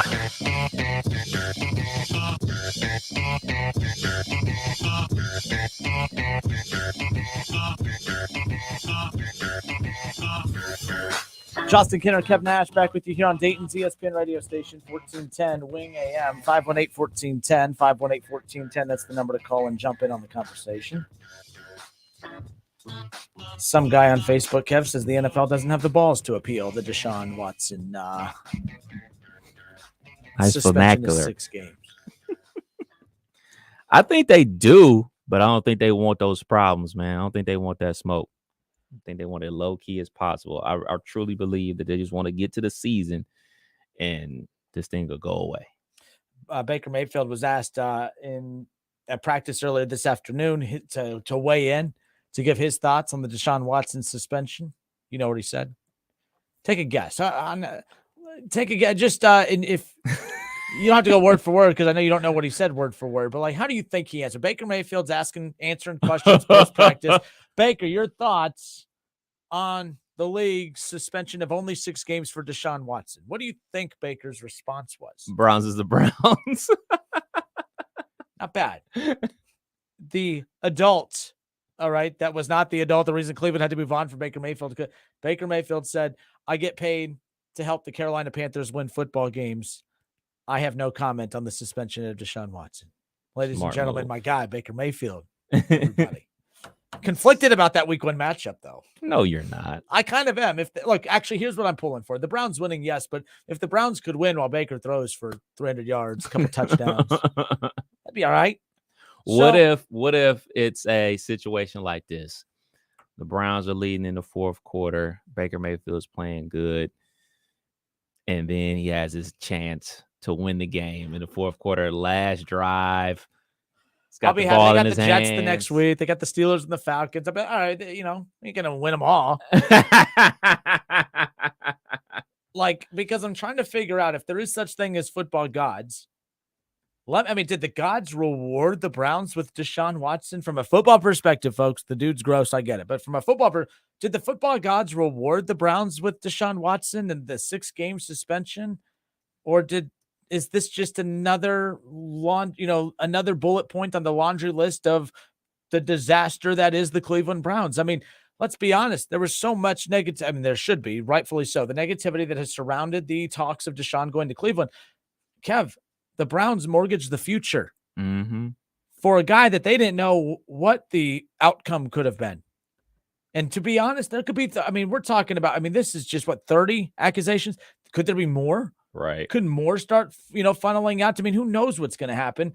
This could be far from over as far as that's concerned. But the thing is, the Browns, when it's all said and done, they took a chance on a guy with all of these sexual assault allegations against him. He gets a 6-game suspension. And I don't know. The Browns, I'm not going to compliment them and say, good job, Browns, but they may have avoided a bullet here, right? They kind of come out, they're lucky. They're fortunate. They're fortunate that all it is I'm not talking about, Deshaun, is he lucky or whatever? Of course he's lucky. This could have been way worse for him. But from the Browns' perspective, there's a lot of teams that wouldn't have touched this because of the possibility of him being suspended a year, maybe indefinitely, maybe kicked out of the league altogether. Mm-hmm. And now the Browns, they trade for him, and they end up getting a guy that is only going to miss potentially 6 games. I don't know, Kev. The Browns may have dodged a bullet here. There's still a lot that can happen in the next couple of days as far as Roger Goodell's ruling.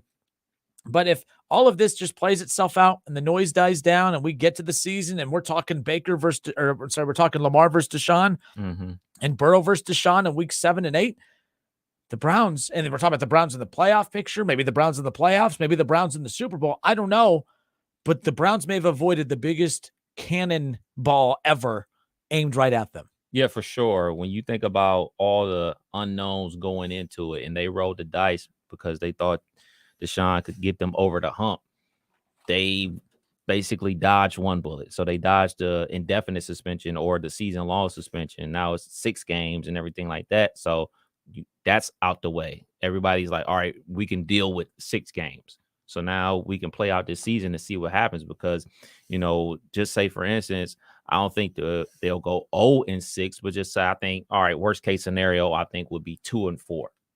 You can still make the playoffs starting 2-4. There's been plenty of teams to do that before. And then you're getting back a top 10 quarterback in the league. I think they can still make a run. So yeah, they definitely avoided a lot of mishaps right here. Yeah, and look, you talk about that 2-4 start. If they start out 2-4, they still could potentially make the postseason. Absolutely. And on top of that, the reason it's the 2-4 start doesn't sound that great, but keep in mind, they only have one division game. Right. They only have one game in the division in that 6-game stretch. So if they lose, if they beat Pittsburgh, if they're 2-4, but one of those wins is against Pittsburgh, all right, all of a sudden, is that at Pittsburgh, by the way, Kev? I think let me pull it up just to make sure. I don't think I think it's in Cleveland. I do think that matters. I think if it's in Cleveland, I think they could sneak out a win. No, it's at home. They're at Carolina week 1, at home weeks 2 and 3 against the Jets and Steelers, at the Falcons, and then they're at home against the Chargers and Patriots. I mean, so in the first 6 games, Kev, they're at home for 4 of the 6. They have not the strongest schedule as we talked about earlier, but the fact that they only have one divisional game in the first 6 in Deshaun's absence, I mean, that bodes well for them because they can start out 2-4. But can you imagine, Kev, they come back, they maybe say of the 2 wins that they could potentially have in the first 6 is against Pittsburgh, and then they get Deshaun back and they punch Lamar and Jackson and the Ravens and get a win there, and then of course they beat the Bengals after that. No, that wasn't a shot at the Bengals. I'm just saying, like, all of a sudden that 2-4 start, Deshaun comes back, they beat the Ravens, they beat Cincinnati. All of a sudden, the tides have changed a little bit. The momentum has shifted. The Browns are the biggest villain in football right now. No questions asked. It's going to be interesting, that's for sure. 518-1410, 518-1410. Deshaun Watson, folks, the last time Deshaun Watson played in a game in the National Football League, all right, the last time he played in the National Football League, it was against the Tennessee Titans. He completed 28 of 39 pass attempts, Kev, 365 yards, 3 touchdowns. He dominated. They lost. I mean, this is a bad season for the Texans. Of course, they lost to the Titans 41-38. All right. But he completed 28 of 39 passes, 365 yards, 3 touchdowns in the pick, Kev. You want to know who he played before that? The Cincinnati Bengals. How'd he do? Well, the team lost 37-31, but he completed 24 of 33, 324 yards, 3 touchdowns, averaged 10 yards per completion. Again, that Bengals team, that doesn't matter. That was, you see my point, though. One of the last couple of teams that he played was the Cincinnati Bengals, of course. So you know how I feel about Deshaun Watson as a football player. He can ball. I personally think that he's better than Patrick Mahomes, but I can't say that because Patrick Mahomes has MVP. He has a Super Bowl and a Super Bowl MVP and everything like that. I personally believe if he was plopped down into that Andy Reid situation that he was in Kansas City, that he would have done the exact same thing that Patrick Mahomes did. Deshaun Watson's last win in the National Football League was all the way back in November. It was Thanksgiving. No, not Thanksgiving. I'm sorry. It was Thanksgiving Day, Kev. His last win was Thanksgiving of 2020. Whoa. So completed 17 of 25 passes for 318 yards and 4 touchdowns. I mean, these are the stat lines of these games, Kev. 28 of 39 for 365 yards, 3 touchdowns in his last game ever played in the NFL against the Titans. Before that, as we talked about with the Bengals, 24 of 33, 324 yards and 3 touchdowns. Against the Colts, Kev, 33 of 41 for 373 yards, 2 touchdowns. Before that, the Colts, again, 341 yards and a touchdown. The Lions, 318 yards, 4 touchdowns. This dude, we know he could play. Yeah. We know he could play, as you talked about. Continuing to go down the list. That season, again, threw for 5,000 yards, 4,800 yards, 4,860-something yards that last season that he played in. And that's with, one receiver. It's a very similar setup, though. His offensive line's better. His run game's better. Amari Cooper's not as strong as Hopkins, but the overall passing weapons he has is stronger than the last collective, group of units, of weapons that he had before. So, again, Deshaun, we know what he's involved in. It's gross, but we now shifted gears to talking about what it means for the team from a football perspective. How do you think? We talked about how good of a quarterback he is back when he played, a year and a half ago without a lot of weapons. He has a lot of weapons in Cleveland now. Watching him and Kareem Hunt and Nick Chubb, and then the tight ends, and then that offensive line, and then you have Amari Cooper, and Schwartz is healthy. I guess he got banged up the other day, but he's back at practice today.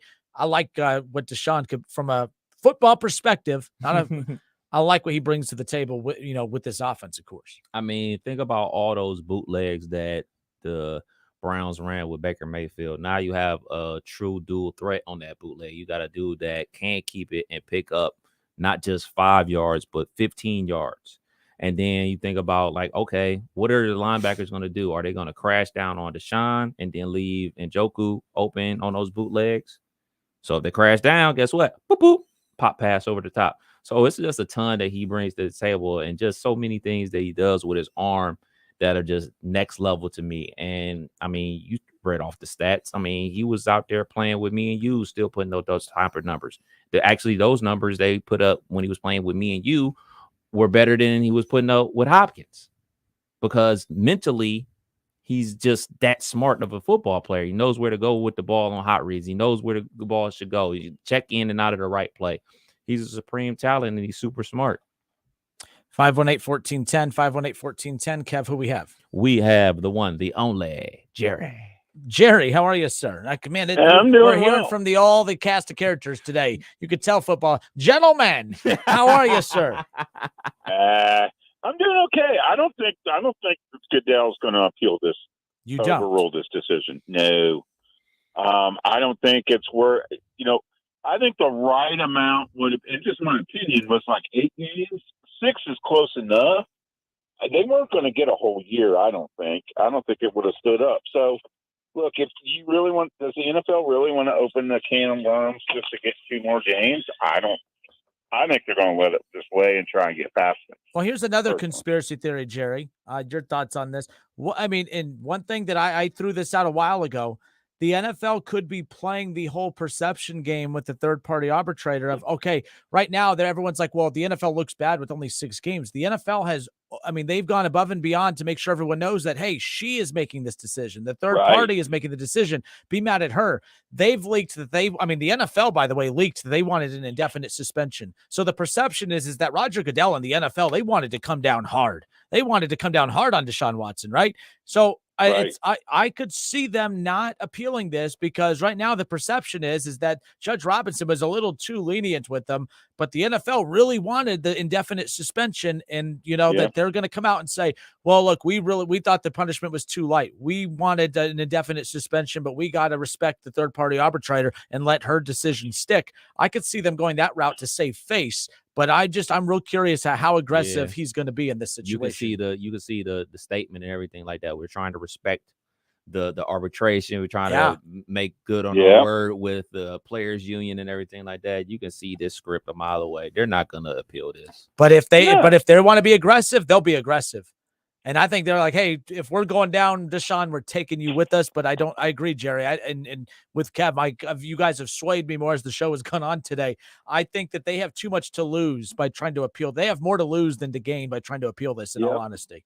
Exactly. And anybody think that it's a retired female judge is a coincidence?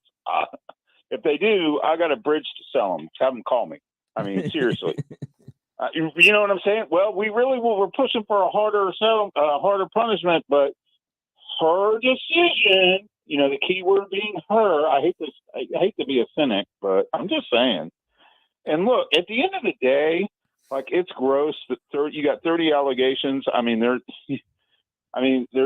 some smoke, definitely smoke, but at the end of the day, no charges were brought. Right? This went to 2 grand juries. No charges were brought.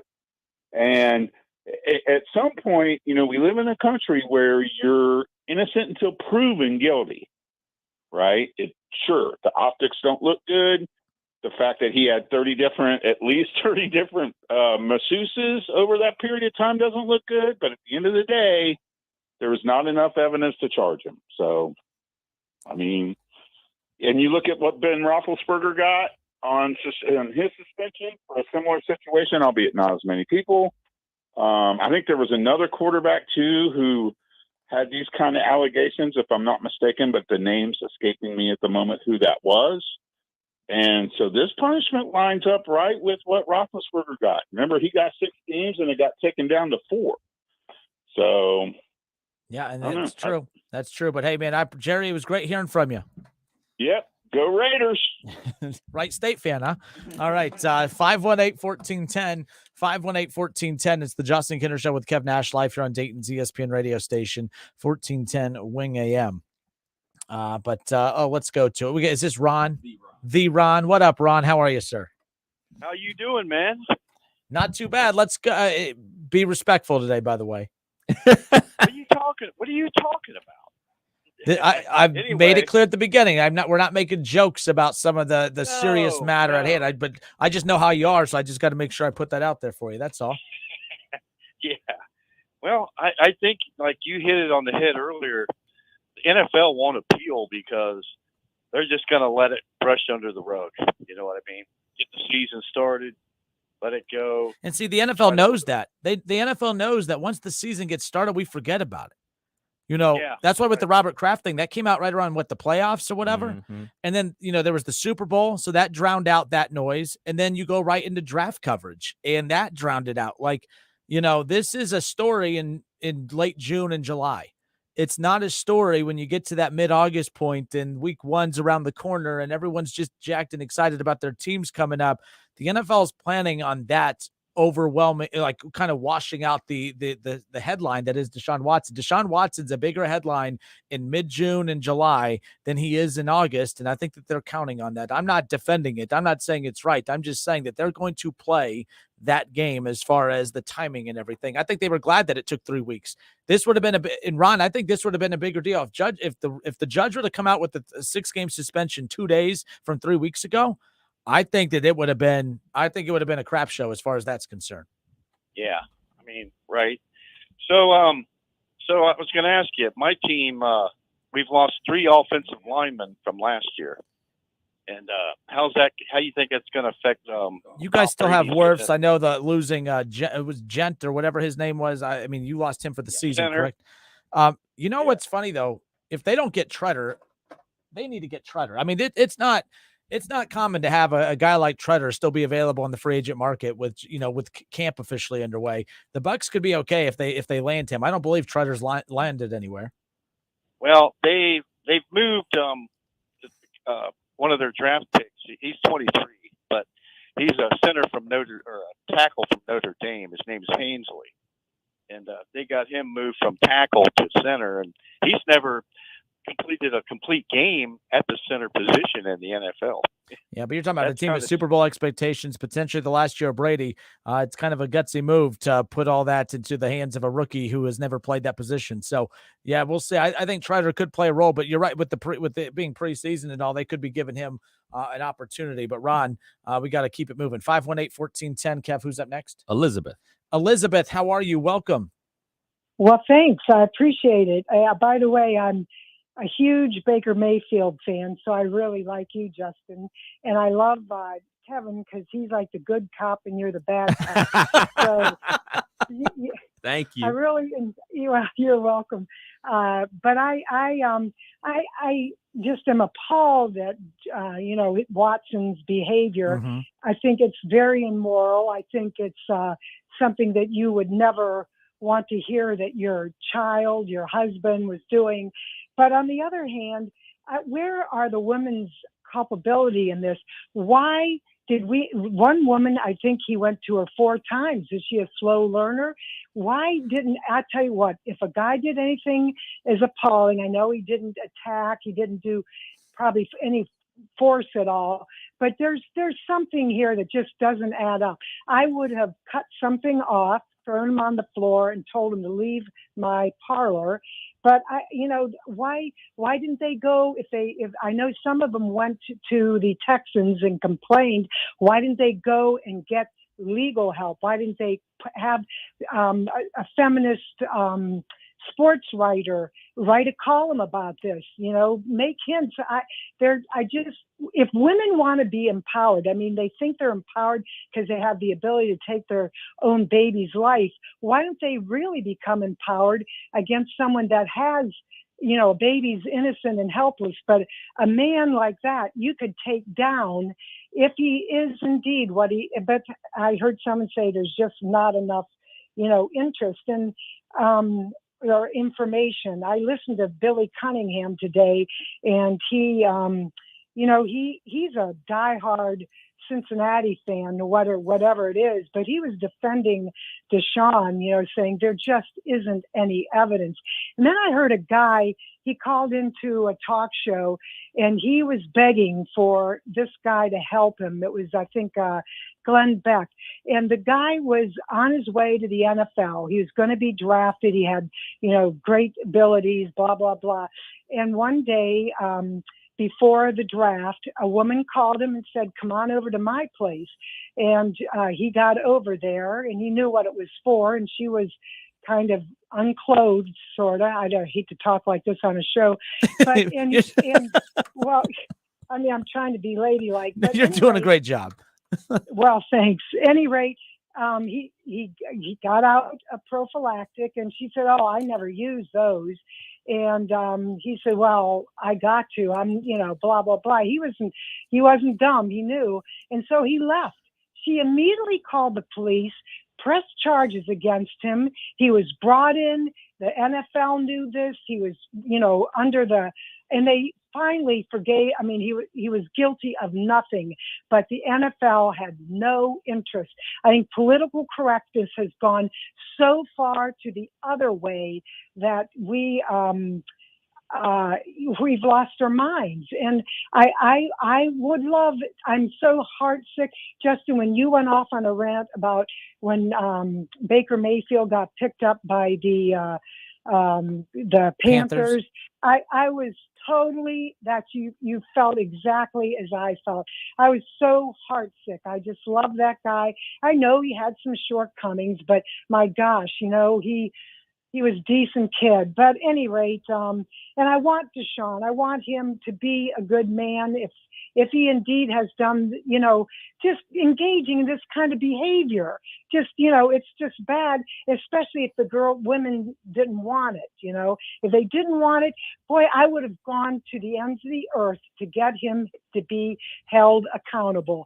But it seems like, oh yeah, me too. What did you do about it? Nothing. Oh, me too. What did you do? Another nothing, an empty set. It just makes me sick. So, I don't know. No, Elizabeth, and this is where it gets dicey, because you have to, of the 30 accusations I said earlier, I go, if only of the 30, if 29 women made it up, but one woman was actually truly assaulted, it's still as egregious, no matter what. If and that's the thing too, is they have to be careful, because they can't sit there and say, well, there's no proof. There's no way that any of this happened to any of these women, because if it did happen to just one, they will look so bad if they overlook this. But then I've always argued too, well, what do you do if 30 women came and all made this up, and then he gets his entire life taken from him as far as, the NFL is concerned? Then that's also wrong as well. The problem is there's no bulletproof way to eliminate either of those scenarios from happening. And it's they have to be careful, because if this is all going to happen, if they suspend him indefinitely and take his career from him without any legal evidence of this, and 2 courts have found that he has been not guilty as far as the findings are concerned, and they take his career from him, does that mean every time a player is accused that their careers will be taken from them? That's a precedent they have to be careful with. But at the same time, you also don't want to be known as the league that is just going to ignore every time a sexual assault allegation is thrown out there. I don't have the right answers. I know it's an uncomfortable topic to talk about, but at the same time, there's right and wrong. And I don't know how much of this story is the truth and how much of it is fabricated and all that. It's a very weird scenario for the NFL, and no one's coming across looking good in it. That's for sure. Yeah, you're right on. There's not much more you can say. What do you do? I don't know, but I do know that I want women to be truly empowered. 30 women did nothing. I mean, come on. Except I think I did remember reading someone, they said they went to the organization and the Texans didn't do anything. So I don't know. And then that just empowers Deshaun if he is indeed, doing these kind of things. Well, then they provided him with the non-disclosures, but that's what also made it tough. Hey, Elizabeth, I hope we hear more from you. We just have to hit this thanks, commercial guys. break. God bless you guys. Bye-bye. Take care. 518-1410. That's the other thing that's not being talked about enough, Kev, is those non-disclosures. Yes, sir. And how much power do non-disclosures have? Because for a bunch of women who sign non-disclosures, we sure are hearing a lot about what's happening. And again, not saying they're like, it's very weird that the team provided him those right. And that's the thing about it. Like, I want to know, like, okay, the whole situation about the one female, like, it happened multiple times or whatever, and she signed in this non-disclosure and everything like that. What's in this non-disclosure? What's in there? Because some of the verbiage may be I don't know. It's just so creepy. I can't even articulate it the right way, especially on FCC airwaves. And by the way, and I've been told this by multiple professional athletes as well, that there's a lot of athletes who their agents have them always have non-disclosures with them. They go out on the weekend, they bring a girl home. Guess who? She's signing that non-disclosure. Right, because like what I was saying, like it's not always something bad that's happening, but it's the athlete protecting themselves. Yeah, like in the non-disclosure, it could have said like, "Hey, this is what I'm into. This is what I plan on doing. Sign the X here," and she signed it or whatever, and that could be like an argument on their point, like, "Hey, she signed it, man. It says there, black and white, what he likes to do when he gets massages and everything like that." Like maybe that was a part of it. So it's just so. Yeah, that's weird. why sports talk today has been so strange with people trying to they're tripping over the words because you could accidentally say something insensitive but people are also conflicted because there's not everything's adding up. There's just a lot of holes in these stories and it's tough. But again, it just takes one of these accusations to be true and it's all disgusting one way or another. That's for sure. But nonetheless, 518-1410, more of the Justin Kinner Show with Kev Nash next.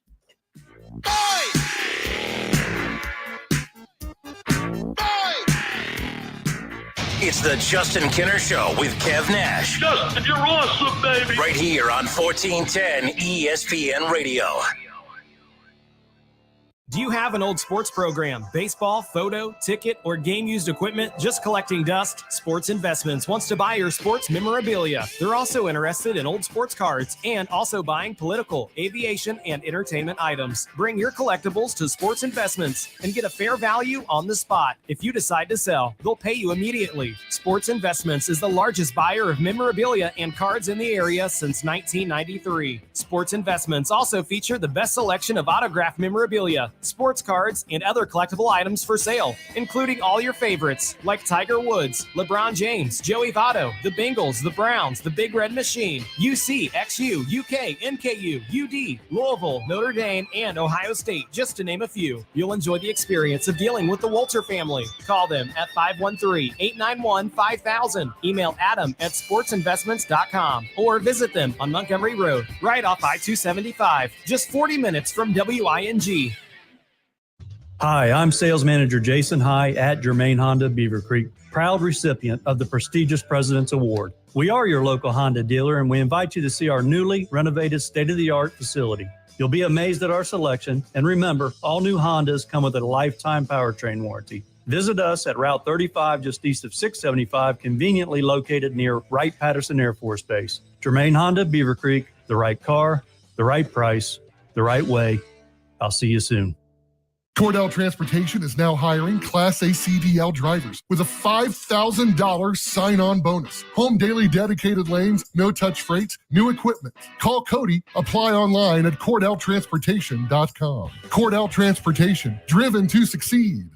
Hello, it's John Kozik, founder and president of TurboTrack Realty, and I buy real estate as is fast for cash. Give us a call today for an all-cash offer at 614-470-2000, 614-470-2000. I buy inherited properties, vacant homes, rentals, commercial properties, and apartment buildings. Give us a call today and speak with one of our friendly staff members at 614-470-2000, 614-470-2000. God, I'm so stressed. Our business is growing. We've got people all over now. Uma. What is that? Meditation? I'm recommending Uma and their all-in-one phone, video, and collaboration solution. Uma? Yep. Switching to Uma is a cinch. Just $24.95 per month per user, plus taxes and fees. Uma. Now you're feeling it. Visit Uma.com. That's OOMA.com to learn more. Uma, Smart communications for the smarter business. In the wee hours of the night, when everyone else is fast asleep, you're the one on third shift, burning the midnight oil. When a part fails and everything comes to a grinding halt, regardless of what the clock on the wall says, you leap into action. Grainger is with you and all the ones who get it done. With 24/7 customer support by phone or click to chat. Call, click Grainger.com, or just stop by. Grainger, for the ones who get it done. With Discover, you can redeem your rewards for cash in any amount at any time. Learn more at discover.com/redeem rewards. Terms apply. The biannual blowout is just a week away, and we've got a lot of work to do. Keenan's Rug Emporium is rolling out a Labor Day bonanza. Have that flat weave shipment coming in. He needs 10 new sales associates as the crowds loom large. Can someone run a stock check on all the Moroccan 8x10s? Indeed can help him hire great people fast. I need Indeed.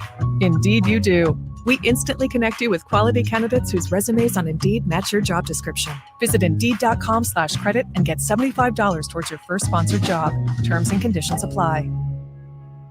5X480, Dayton B100 V-Belt, one of the many parts Grainger carries. It's also the item that helped Rob carry the day. The job was on hold, deadline fast approaching, but a quick search on Grainger.com and Rob found his part. And with same-day pickup at his local branch, he and his crew got the job done, safely and on time. Get supplies and solutions for every industry with real-time product availability. Call, click Grainger.com, or just stop by. Grainger, for the ones who get it done. COVID-19 moves fast, and now you can too. If you feel symptoms, even if they're mild, you should test fast. Test positive and at high risk for severe COVID-19? Then act fast with authorized oral treatments that can be taken at home and must be taken within 5 days from when symptoms begin.